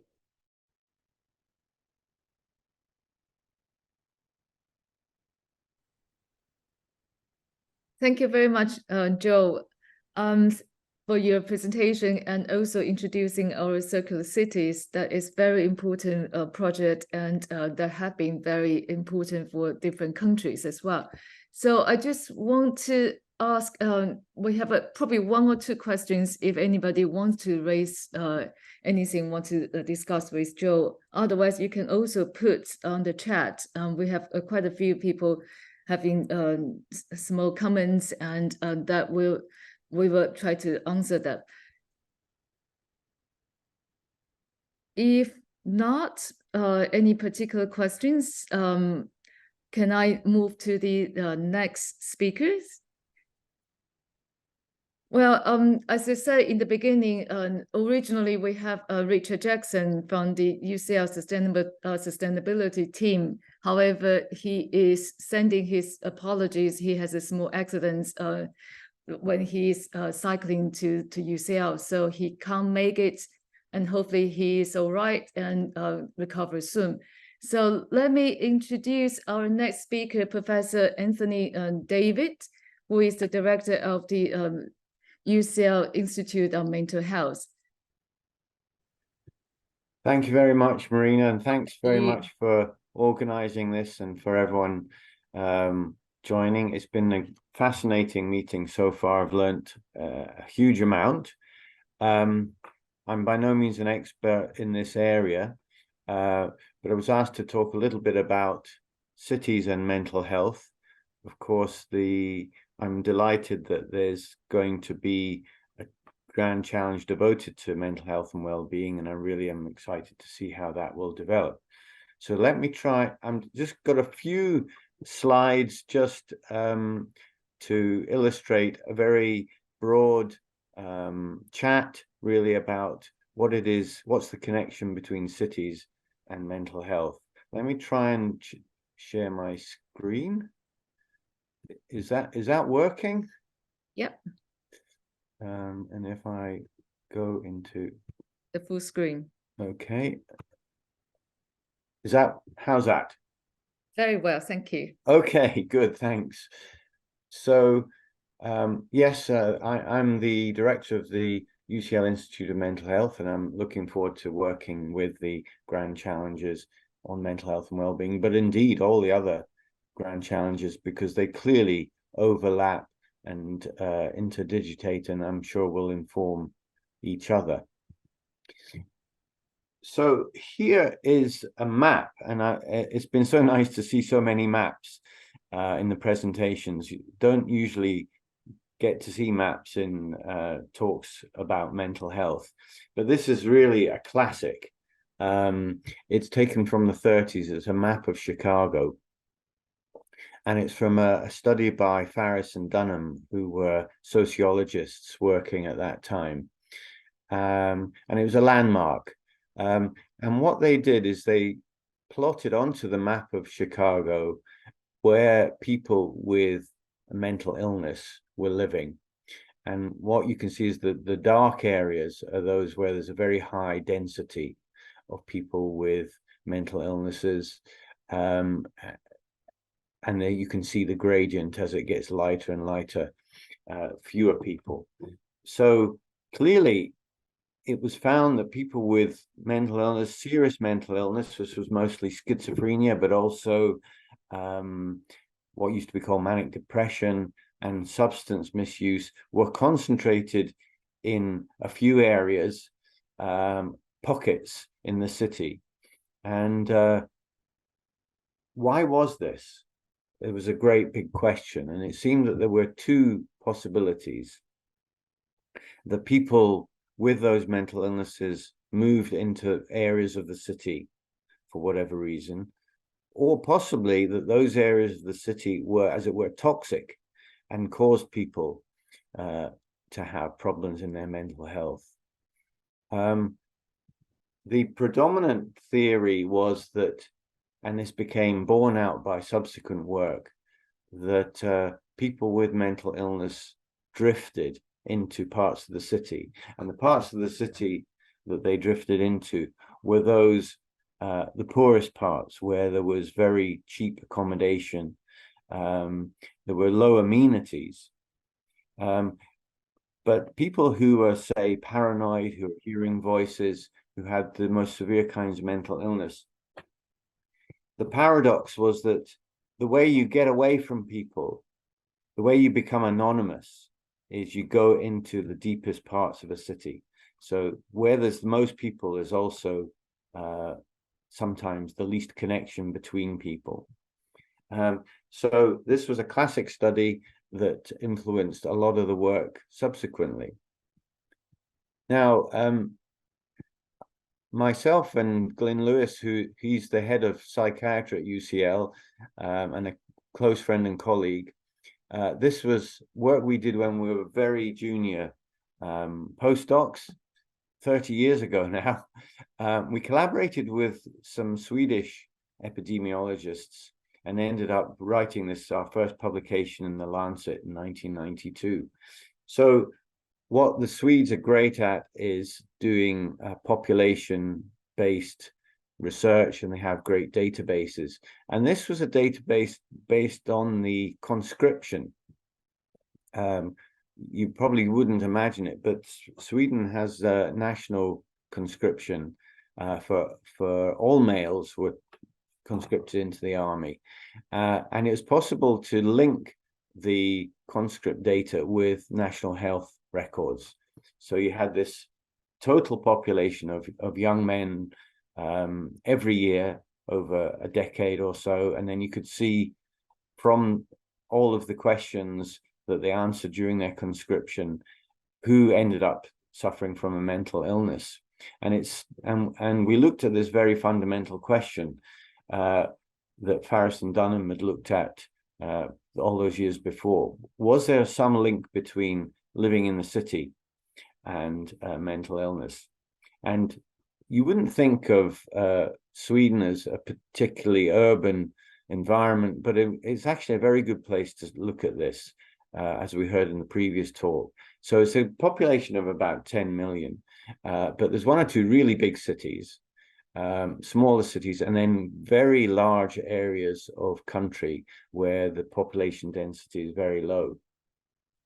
And the basic finding was that there was a dose response effect with people in the cities having 65% higher rates of schizophrenia, the most severe mental illness, a bit less in large towns, less in small towns, and least of all in the country. So that was in response to the question, where did you spend most of your life when you were being brought up? So being brought up in the city led to you having more mental illness. So this was in direct contrast to the thought that people drift into areas of the city after they've developed a mental illness. Now, in fact, the fact of the matter is that both pressures, both forces are working. And in fact, by far the largest one is this drift into the city that people have as a consequence of their mental illness. But when you tease it out, there's something about cities that are a little bit toxic to mental health. And we still don't know quite why that is. Is it something to do with stress? Is it something to do with toxicity, literally? Infections? What is it? Nobody quite knows yet.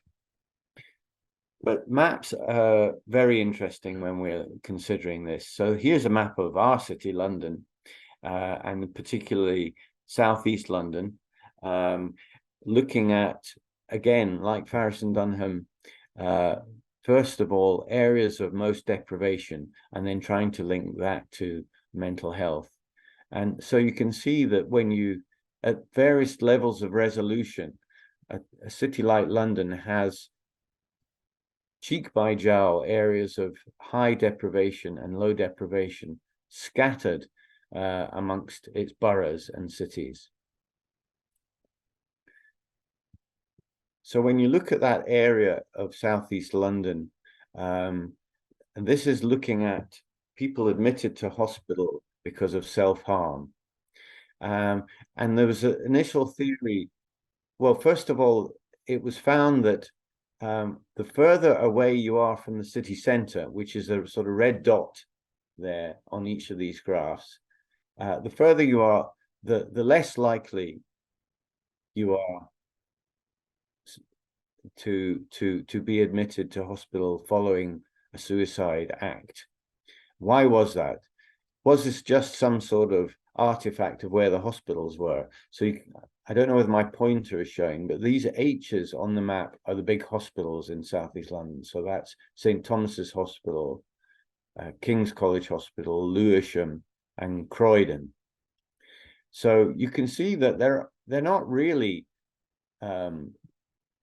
So here we got the red color is the high incidence of admissions to hospital with self-harm, whereas the blue colors are the very low incidence. So blue is sort of good and red is bad.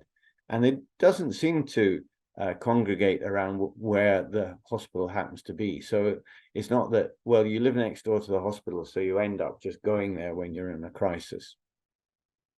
It's when you adjust these maps for distance from the hospital, but also for age and sex, you get a different picture. And what you find is that the red areas are areas of high deprivation. North Peckham, Lewisham, areas in Lewisham, where there's high levels of deprivation. And those are the things that really determine whether people get admitted to hospital in a mental health crisis. So here's another interesting map. So we've heard how cities have developed this reputation of being in some way harmful to mental health, or at least parts of cities, those areas which have the most people and yet are somehow the most anonymous, is where you find most people with mental health problems. We've discussed that how people drift there because of the low cost of accommodation and no one else wants to live there. But also there's something about, even if you're brought up there, it leaves a mark. Then we've seen that in day-to-day life, where you live determines how you react to stress. So here's possibly, well, without doubt, the worst outcome of any mental illness, suicide. And we have very good statistics on suicide that are gathered by the ONS, the Office for National Statistics, and they can be plotted according to geographical area. And here you can see that the highest levels of suicide are in dark blue. So you see them in the northwest and the northeast of England. Again, areas that very topically are in need of further investment and tend to have concentrations of deprivation. Midlands sort of in the middle, Wales in the west, southwest do quite well. They're doing quite well, and in the east of the country, there's low levels of suicide. But surprisingly, the lowest level of suicide in the country is in our great city, London. So here you have all the paradoxes coming together. You have areas in a big city like London of huge wealth, but also huge levels of deprivation and anonymity and lack of real community. And yet somehow being in London leads to the lowest levels of suicide in the country. And this is, again, it's been known for some time, and it's talked about as the London effect. No one quite can explain it, but it's thought to be because being in London gives people a sense of belonging, of being part of something that's greater than themselves, despite perhaps living in difficult circumstances and overcrowding and deprivation. There's something healthy about feeling as though you're part of a burgeoning metropolis. So the London effect is protective on the worst outcome of mental health. So just through a few maps, I've tried to paint a little picture about how cities interact with our mental health, how they shape us as well as we shape them. And there are lots of really interesting questions thrown up when we look at the geography, the psychogeography of cities, especially our city in London, and how I think that's really poses many questions for these grand challenges, and also points to the need for many disciplines to come together to try and answer some of the big questions of mankind. So I'll leave it there, but happy to take any questions. So Thank you very much, Tony, for your presentation about the correlation between the city and the mental health.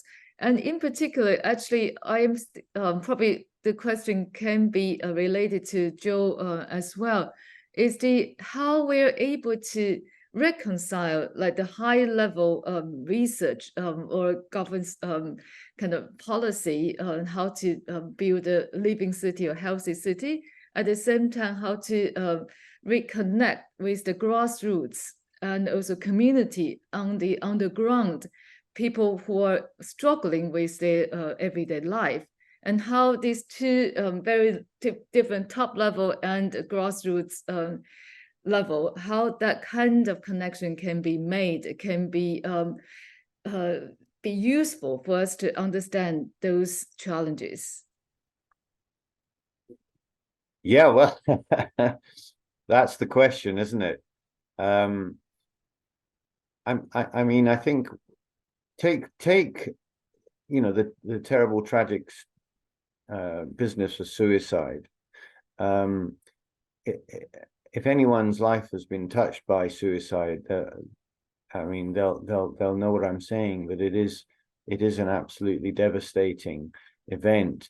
And one tries to understand it in terms of the individual and what was going on and what led them to it and what we could have done, etc. And yet, most of what we know about suicide, I'm just taking that as an example, comes from really taking a very bird's eye view, stepping back and looking at what's happening at the level of large populations and large districts. And then we start to see patterns emerging. So somehow we've got to reconcile this individual and their life and what's happening on the mega scale, because then we find, you know, huge differences between men and women in suicide. But 3 times as many men take their own lives than women. And that's found across the globe, almost universally, except for a few exceptions, that there are great there are great correlations with deprivation, but then when at times of war and real conflict, the suicide rates go down. And again, this has been shown over hundreds of years since Durkheim. So I'm really just restating your question, that to really understand human nature, we've got to take this very precise microscopic view of individuals and their communities and in their families, as well as this huge panoramic bird's eye view, which gives us an idea of what's happening at the population level. Thank you, Tony. We have a few hands up. So can I go to Joe first? Thanks, Marina. Thanks, Tony. That was really interesting. And I was wondering, when you were talking about the London effect, whether you thought it's got anything to do with the fact that there is a better provision of local services, so things like schools and public transport and I don't know, and sort of health facilities, and maybe also there's sort of provision, sorts of things I was talking about, I suppose, where people can get involved in things like community gardening and urban farming and this kind of thing. Would it be anything to do with that was helping in this, do you think? Well, one would like to think so. One would like to think that all this great activity, it does have benefits. But you would know much more than me whether people living in the provinces, in smaller towns, whether they feel that those things are, as it were, a given. You don't need all that extra effort. There's already a sense of community. People know where their schools are and their places of worship, and they can get away and enjoy nature and the countryside. So I mean, I honestly don't know the answer. It remains a bit of a mystery, but it's something about, I think, feeling part of something greater than yourself, and that might be because of people might find that through religious affiliations to other kind of affiliations, but being part of a big city seems to provide some of that, as well as the actual amenities and opportunities, I guess, that cities bring. I mean, many of us probably moved to London because of opportunities for education, for research, and that remains the case, even if things go wrong and you end up on the more deprived side of the community. But yeah, those are the questions. I'm afraid I have more questions than answers. Thank you. Can I invite Caroline to, you have some questions on the chat, but also maybe you want to speak. So I'm a Calthorpe volunteer, not an academic. You're all invited to our Harvest Festival this afternoon, so please do come along. But what I wanted to ask about is, are you going to just think only about the serious problems, or is he going to do some more stuff around anxiety and depression, which is a real issue? Like post-COVID, there's loads of anxiety and depression. That's an anecdotal view of mine.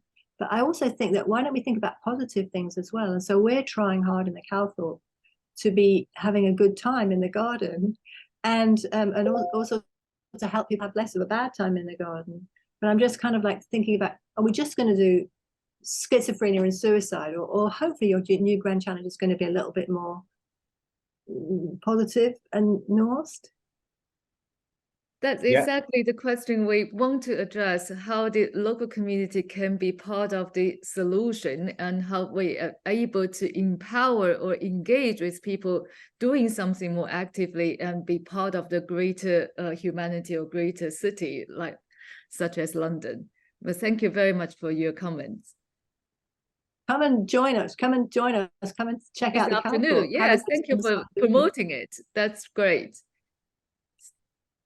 Tony, do you want to say something? Yeah, I take your point completely, and yes, I'm, as a mental health professional, I tend to look at the bad end of the spectrum, but of course, by having a challenge around mental health and well-being, it acknowledges that there is that whole spectrum from health to ill health, and we're as likely to learn about ill health by understanding what makes people healthy and happy. So I'm completely on board with that, and thanks for that corrective. Thank you. And James, you have raised your hand. Yes, yeah. Well, a couple of things. I mean, first of all, I just wanted to say that that's a fantastic example of how taking this kind of place-based or urban lens can really reveal things in different grand challenge areas. And you made the point at the beginning that all these grand are very interconnected, but I think that's just such a good example of why having an urban or place-based lens is so important for the grand challenges. And the other thing I was going to say is is it an argument for devolution? And how do these kind of figures compare with say somewhere like Germany, where political power is much more evenly spread across the across the country? Well, again, I wouldn't claim to have any expertise on that, but it is interesting that, politically, there does seem to be a problem in Great Britain between London and the devolved nations and the other cities, and I think it's always been the case that London has a sort of distorting influence on the rest of the country, and you don't see that in more federal countries, which are more or less equivalent to us, like Germany and France. And obviously that goes back to their history. So there has to be a way that the powerhouse of big urban metropolises can be, as it were, shared around. I'm not going to use the L word about how we do that, because it's so tainted in the political discussion about how you distribute expertise, wealth, and so forth.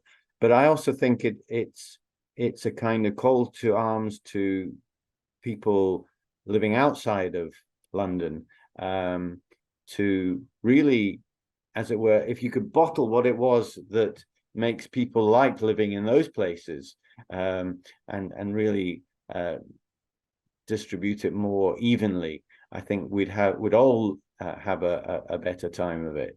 So yes, I think we have a unique problem with London as it's grown up, and it's become a sort of magnet for the greatest and the worst aspects of our country. But I hand that back to people on this call to tell us what we should do about it. I think one of the kind of issues also related to Geraint challenges is the cultural understanding of mental health and well-being, and also the societal justice and equality in the wider world, how that impact on the manifesto reflect on people's behaviors and how they feel happy or unhappy, upset or depressed. All these issues are really connected. So actually, it's time for us to think the connection of all these issues, not thinking in a kind of traditional religious way. And I think that is the essence of Geraint Challenge program, to make those linkages more visible, more transformative, and more interesting. So on that note, I would like to invite our last speakers, Paula and Dieter. They will talk about all these issues really from the community perspective. Over to you both. Hi, everyone. Maybe just to kick it off, we would actually like to start by sharing a short video with you of a project that we worked on all last year, and then afterwards speak a little bit more about what we have been working on. Just to let you know that I'm not alone, Pablo and me here, because part of also what we intend to do is kind of like involve the people that we work with directly. So we have Mark directly here, who's one of the creatives who worked with us on a project. And we also have people from the Granville Community Kitchen who are joined us here in the meeting, who I will speak to a little bit afterwards. And yeah, you can find out a bit more from them as well. But to start off, Marina, have you made me the host? Yes, you are. Yeah. You are the co-host, so you should be okay to. So I should be able to share my screen. Yeah. Let me just see. By the way, when you're doing that, I went to your launch of your films. That was a great event in summer, and it's part of the Geraint Challenges Small Grant granted last year. And you deliver such an interesting environment to connecting with communities and talking about their stories through the video. The show video. That was very lovely. Well, there we go. I'll show it first. Hopefully, like sharing on videos on Zoom is always a little bit challenging, but hopefully you'll be able to watch it. And yeah, Peter, John, and Leslie, I hope you're here because this is the first time that you're going to be seeing this as well. So I hope you enjoy.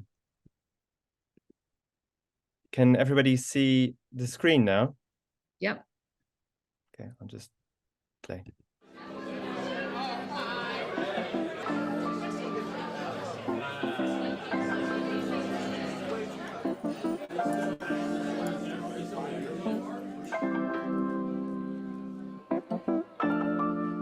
We started coming to the Granville Community Kitchen. We thought, what's the best way we can sort of show what's done here? And we propose a new project in which we explore the social bonds that have been created in the Granville Community Kitchen and the memories that people have associated to this place. We started coming on a weekly basis. We started hosting workshops, and we showed them how to work a camera, but maybe also think about the story that they wanted to tell about the Granville, like what the Granville meant to them. And gradually we came up with this crazy idea to host this event this evening. What would your week look like without coming to the Granville? Boring. Well said, Mara.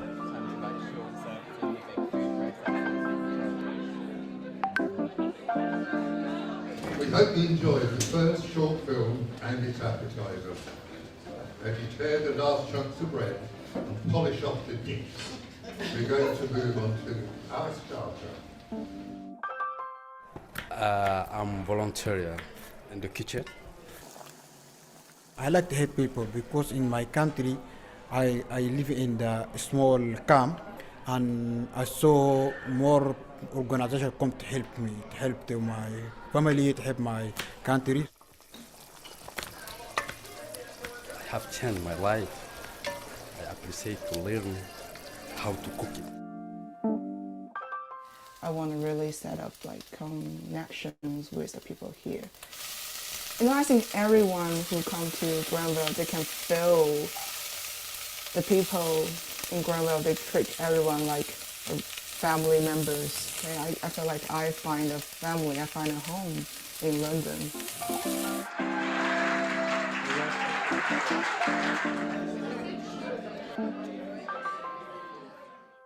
There are two things which remind me about my mother, because she was very skillful in cooking. But cooking, you know, not like here. Cooking, you know, in the Middle East for dishes. So Sunday was a traditional dinner. Monday was leftover dinner, which tastes even better than when it was originally cooked. The next day's dinner was the sweetest. Lady's fingers and molokhia. That's it. Yeah, sounds great. Call it food, glorious food. Definitely getting very hungry. Sometimes it's hard to separate places from people. Neither makes sense without the other. Not everything stays like it was, but we carry it with us, we remain. It remains with us. And wherever we go, whatever goes away with time, we always come back to. You can always go back to the back. This is for you. Thank you so much for your contribution.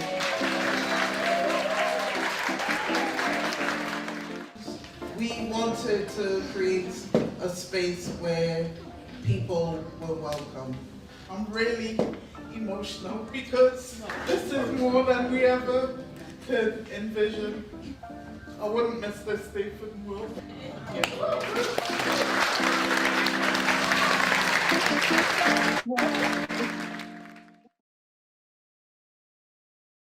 I think so. What we'll do now is maybe we'll each talk. So Pablo will speak a bit first about how the project came about, and we'll all have a bit of a chat and give you a bit more information about the project. I hope you enjoyed this so far. Yeah. So, the origin of this project was through various different collaborations that I have had with Granville Community Kitchen. So I'm an associate professor at the Bartlett School of Planning, and Dieter is a lecturer in anthropology, in public anthropology, and runs the course on one of the studios in the documentary filmmaking ethnography course, masters. So the origin was from previous collaborations that I had done with Granville Community Kitchen, and those previous works were related to the challenges that Granville Community Kitchen have experienced because of the ongoing regeneration going in South Kilburn Estate, where Granville Community Kitchen is located. And mainly because the regeneration scheme that it's actually already going on in the community centers where they're based was prioritizing workspace and housing over community spaces and social infrastructure. So some of the previous research projects that we did a previous research project funded by the Roddick Foundation, was looking at the value of social infrastructure, which are the spaces and organizations that facilitate people's connections and social interaction. So we did a project, I think it was back in 2020, 2021. It was during COVID and after COVID too, a little bit. So we did a piece of research that was looking at the relevance of social infrastructure before, during, and after COVID. Particularly and the relevance of Granville Community Kitchen and the different activities that happened in these buildings as a very relevant social infrastructure that facilitated connections in an area where a lot of people might suffer from social isolation. So then after this project, I also had collaborated with a theater project that is called the Great Regeneration Scheme. Mark, the theater director of this project, is in this call, and he'll talk later. So with Grand Challenges, we saw an opportunity to combine some of the research that we'd done before with the work that Mark was doing about the housing estate regeneration for their theatre piece that they're preparing, and also add a new collaboration with Dieter from that would add this dimension of documentary filmmaking and ethnographic and documentary filmmaking, and add a bit also this co-production side that Dieter works as well in this sense. So Grand Challenges was also a very good opportunity to enhance and visualize the relevance of Granville Community Kitchen as a social infrastructure for people to connect. And also, as Dieter will discuss later, it was also a good opportunity to create new friendships and new connections between people, the different people that came to the workshop, that created kind of like another network of care within the Granville Community Kitchen. So I'm going to leave it now to let the other speakers continue. Hi there, everybody. My name is Mark, and as Pablo says, I'm a theatre director and maker and translator, and I work across several projects as I'm freelance. This particular project is called the Great Regeneration Scheme, and as Pablo said, we met via a previous UCL grant, and we worked on a couple of other projects together. But then I started coming along to the Granville. I met people, and then the idea came about in terms of the project that you've just seen the video of, and some of the participants, as Pablo said, are here and will definitely speak in a bit afterwards. I don't want to speak too long. Just in terms of my role as a theatre director maker, I don't necessarily always just make theatre pieces in traditional theatre spaces. With this project, eventually there will be a written theatre piece that will happen in theatres across the UK. But the writer that I work with, called Tim Cavoli, we often work in very socially engaged ways, and part of the kind of the ethos around the way we work is always, when we engage with people, it has to be a sort of reciprocal process, as in we receive information about the theatre for the theatre piece that we're making, but also we give something back too. And so I spent a lot of time just going every Friday. So there's a meal that happens at the Granville every Friday, run by Granville Community Kitchen, and Leslie is the representative here today. But Granville Community Kitchen operate out of the Granville, and we went every Friday. And over time, I think I realized increasingly that it was best to harness that Friday night structure to work out what sort of event might best shape what we were going to do with Grand Challenges. And then that is, Dieter and I had met through a previous UCL networking type thing, actually, with artists, between artists and academics. Dieter himself is also a filmmaker artist alongside his job, which at UCL, which he'll talk about. But that's sort of where the collaboration came about, really. So for me, in terms of our theatre project, it's a moment of research, but also really getting to know people, and also offering something that hopefully Leslie will be able to speak about, that is long-term useful in terms of the Granville Community Kitchen's campaign going forward for the future, because the area, as Pablo's mentioned, is in regeneration at the moment. And then, yeah, Dieter, I think I'll pass over to you now, but essentially I think one of the key challenges for us was, how do we confront the regeneration, but also not necessarily allow that tone to dictate the entire project? Yeah, thank you so much. So just kind of from myself a little bit. So my name is Dieter, and I, as Pablo acknowledged, I'm a lecturer on the MA in documentary film at UCL in public anthropology, but I also head up public anthropology. And just kind of give a bit more context about public anthropology, because essentially what we do is link anthropological research with forms of research that emerge in non-academic practices as diverse as filmmaking, sound design, or building a creative company. And essentially, we're interested in three big things. We want to enable anthropology to make a larger and deeper impact in the public realm. We want to bring non-academic research perspectives into the university. And we want to enable university research to cross-pollinate with non-academic creative ventures. So when Mark and Pablo approached me about this project, I felt there was immediate connection with sort of like the work I do in public anthropology, but also as kind of my own work as a filmmaker. I want to say, as like a filmmaker, I feel like that human well-being has always been at the heart of what I do as a filmmaker. And whether that's in the form of telling stories to try and help audiences get a deeper understanding of the human experience, or whether it's using storytelling and filmmaking more directly to empower communities. In the past few years, I've set up a social enterprise that particularly focuses on like collaborative storytelling and how we can use storytelling as a tool to sort of empower communities.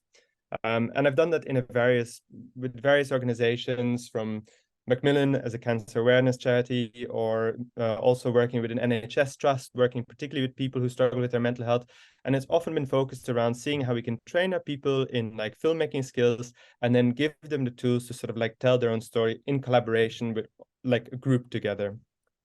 So that's kind of how I came into the project. And I think one thing that was really interesting for me about this project is that it emerged so organically, and how it was such a true collaboration between so many different people. And not only like Pablo, Mark, myself, but really Leslie, and then all the people at the Granville that kept on coming. Because what we did is that we initially started going to the Granville, just kind of like getting to meet people, become a bit more familiar with the space and what is going on. And then we introduced the idea that we'd like to offer some of the people there photography, filmmaking workshops, so they could like learn a little bit more. And that would be an opportunity for us to get to know the people there a little bit more and see what they would like to create and what they would like to achieve within this setting and with this project at UCL. So I think it was like January last year when we initially decided that we were going to run 4 workshops. 4 workshops became 6 workshops, 6 workshops became 10 workshops. And before you knew it, we kind of like had quite a dedicated group that kept coming on a weekly basis. And we started thinking about ideas of what should be the output, because we knew there was going to be an output, but it wasn't quite clear what that output was going to be. And at some point we started having conversations around sort of small different outputs, and based around sort of what the group was telling us around things that matter to them, the idea of the community, people being together here, the changes that have been happening, all the different the volunteers that work in the Granville Community Kitchen, the refugee volunteers that work in the community kitchen. So all of these were identified as like themes and topics that we wanted to create something around. And then bit by bit, also this idea started to form, because of course communal dining is so integral to the Granville Community Kitchen. And maybe Leslie can speak a bit more about this, but it's through food that people bond in this space, and that is really vital, and we wanted to honor that. So we kind of came up with this idea to combine storytelling and sort of like communal dining. So we came up with the idea of having a 5-course meal, a 4-course meal, and like 5 short films. And between each short course, like people would watch a short film that would like reveal something about that space.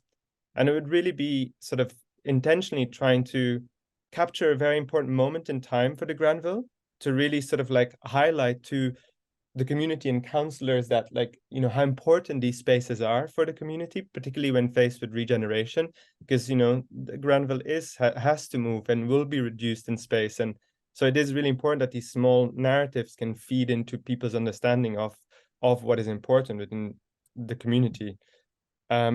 But also just to kind of give something back to the community, something they can be proud of, something to celebrate, who they are as an organization, as an initiative, as people there. And so we hosted an event. It was incredibly well attended. You kind of saw in the film, lots of people kind of like standing outside watching. And I think for me, it was just a really enriching experience. And another thing that I just wanted to also mention is that public engagement is really kind of at the core of a lot of what I do, and also trying to bring that to sort of like my students. So some of our students on the MA became quite closely involved in collaborating on this project, and made, 3 of the short films they were very closely involved in helping to create as well. So we had this kind of real cross collaboration between like academics, students, and community group, in the Granville. And I suppose what I wanted to do now, because I don't know, like Leslie, John, and Peter, do you have a camera that you can turn on if you are there? Or I will try. I can see you, Leslie, now. Yeah. Hi, John. Peter's Hi. here. Okay. Sorry, we're No, don't worry. I'm glad that you kind of all joined together. We originally thought, of course, that this event was going to happen in the Calthorpe, and I thought it was going to be a nice idea to invite some other people along because there was also going to be lunch, and I invited people to come for the lunch afterwards. But then we're now here on Zoom together, despite. Yeah, and just really grateful that you could be here. But I suppose like one thing that I just wanted to ask all of you is I'd love you just kind of speak a bit more about perhaps like what the experience was like for you to kind of engage in the project. And that, just kind of as a question to each one of you, I suppose, like what the experience was of engaging in this project. Great. Thanks, Dita. So maybe I'll go first and then I'll let you guys come in. We feel a bit beleaguered sitting here in the middle of this massive 30 to 50 year, it must be because it's so overrun now, regeneration project. And we are losing the building. In fact, we have been given notice to quit. So we're all in the panic of where we're going to go. The Granville Community Kitchen was started in 2014 with a view to building community confidence, to saving places where community can meet, and community through food, really, in all its widest sense: health and well-being, mental health, physical health, nutrition, training. We have a lot of young people who do work experience with us. We have a lot of volunteers who move on to jobs with us. We do emergency food aid. We do classes, yoga, women's only exercise, and art classes. We do food growing in the area, and we also do the Good Food Box, which is a very important sort of way into our vision of having our very ambitious vision of having a peri-urban farm on the edge of London that we use as a way to fill the Good Food Box, which is a weekly veg box scheme aimed at low-income families. And also as an education site. So we think that good food jobs will be the new sustainable jobs for young people, and to try and break the culture of seeing land work as being either indentured or slavery type work, and very, very hard. That with agroecological growing and all sorts of new research going into it, land work is much more creative and scientific and so on. And when, so we were working with Pablo, as he said, to do the research project on how important community spaces are, particularly after COVID.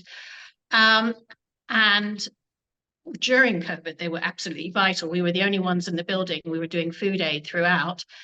When this came along with Mark and Dita and so on, I was sort of, well, I don't know, great. Let's do it. I don't know how it's going to work. I don't know how you show community or support community. I mean, part of the problem is it's quite an amorphous concept, community. It's quite hard to show. And, you know, to show relationships is very difficult to me. Anyway, as Dita said, they met together and had this wonderful, wonderful blossoming of ideas and creativity. And that was absolutely fabulous. And for me, I really hope it can continue in some way, and it's a very imaginative, creative way. But maybe I'll ask John and then Peter to just say what they felt about the project. I quite enjoyed doing the project. I've learned a lot of new things, photography-wise, and about the people that come to the community centre. So I was quite pleased with that. Right. Hi, this is Peter. Due to the quality of my voice, I'm not well at all. I think I'd like to start off quickly by saying how I first met Leslie. It was a housing meeting, and I take housing very, very seriously, as you know.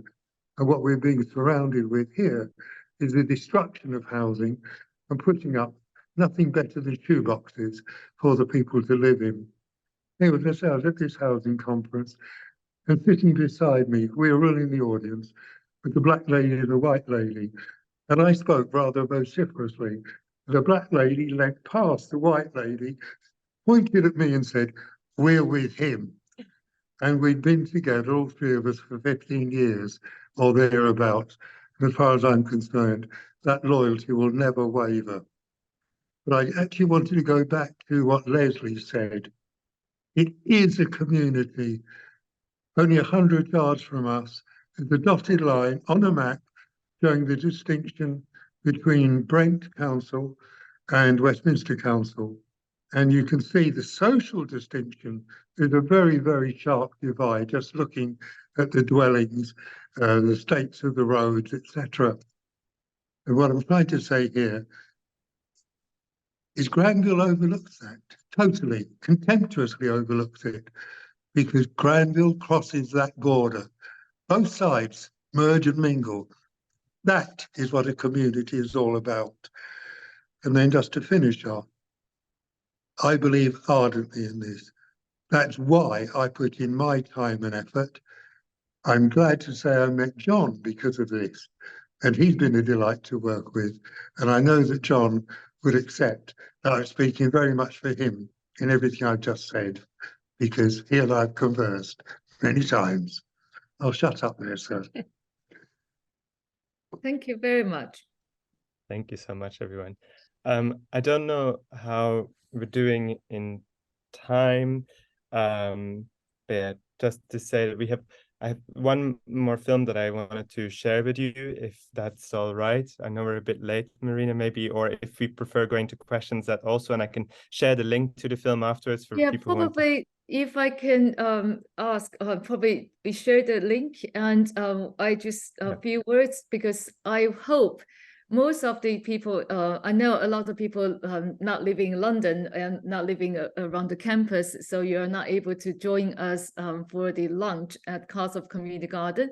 But if you are still living around within distance, within the, then you're very welcome to join us this afternoon for the part 2, and we continue our communication and exchange ideas with community people. As you just said, shared in the film, food is such a bonding element in our everyday life, and sharing a meal together is a very nice way to build that solidarity and relationship, and university is part of the community. So I hope that is well received. And also as a kind of final remarks, as I said in the beginning, Grand Challenges is there's a vision and a commitment to integrate all the things we're doing as a researcher, as an educator, policy, engage with policy, engage with community, and innovation enterprise, how we're able to connect the dots and integrate all of that in order to create a coherent force for societal transformation. I think UCL has this responsibility, and I'm very grateful as a good friend of Grand Challenges program right from the start. And hopefully we see many people in the afternoon and in future. So that is the probably the more part 1. If anybody wants to ask 1 or 2 questions, we still have a couple of minutes. Yes, James. Yeah, so less of a question than just a comment. Kind of come full circle with Peter and Clemence at the beginning, talking about how policy making is quite often not very joined up. And I think we've now just seen through all these presentations how, with a bit of thought and a bit less ignoring of community groups, you could really have policies that would bring together things like community groups, food, mental health, physical health, climate change, travel, active travel, all of these things, if the kind of groups that are interested in those areas were given the support they needed, and if they were included at kind of the planning stages or included when it came to policy. So that's just my 2 pence. I just think there's a lot of there's real potential to bring all these things together to have a real virtuous package. Peter. I mean, just very briefly, something I forgot to mention. Well, first of all, again, just to say thank you to Peter, John, and Leslie for being here, to acknowledge that I have been very busy this summer, and that we are still, one of the most important things that we're still working on is kind of the sharing of this story. And I suppose this is also just a question to any of you. If any of you want to find out more or would like to sort of like see these films or hear their stories, please do get in touch with me, because we'd be very keen to kind of make sure to sort of support the Granville Community Kitchen also in making sure that wherever they move to, they are supported. And also just to add into that, if that's okay, and if anybody knows of any other spaces where we might share these films in terms of kind of any other events or things, we're very open to that, because obviously that would definitely help the Granville Community Kitchen's future too. That's well said. I think I enjoy the film when I watched it in the launch a couple of months ago, and that was well attended, as you said, and very warm environment, and everybody kind of connected in the room, and also thinking about big issues like regeneration and housing. So as we said, Grand Challenges is hoping to make those connections and those impact more visible, more relevant, and more kind of meaningful for everyone in the city, as in London and beyond. So thank you very much for everybody's contribution and participation. And hopefully we see some of you in the afternoon in the part 2. And so we start about 1 o'clock for lunch. And if you arrive slightly earlier, you're welcome to walk around in the garden and talk to people in the room. And we will start the lunch probably around 1 o'clock, and sharing at the table with community members from CARTHOP as well as other organizations in London. So thank you very much, and have a nice day. See you soon.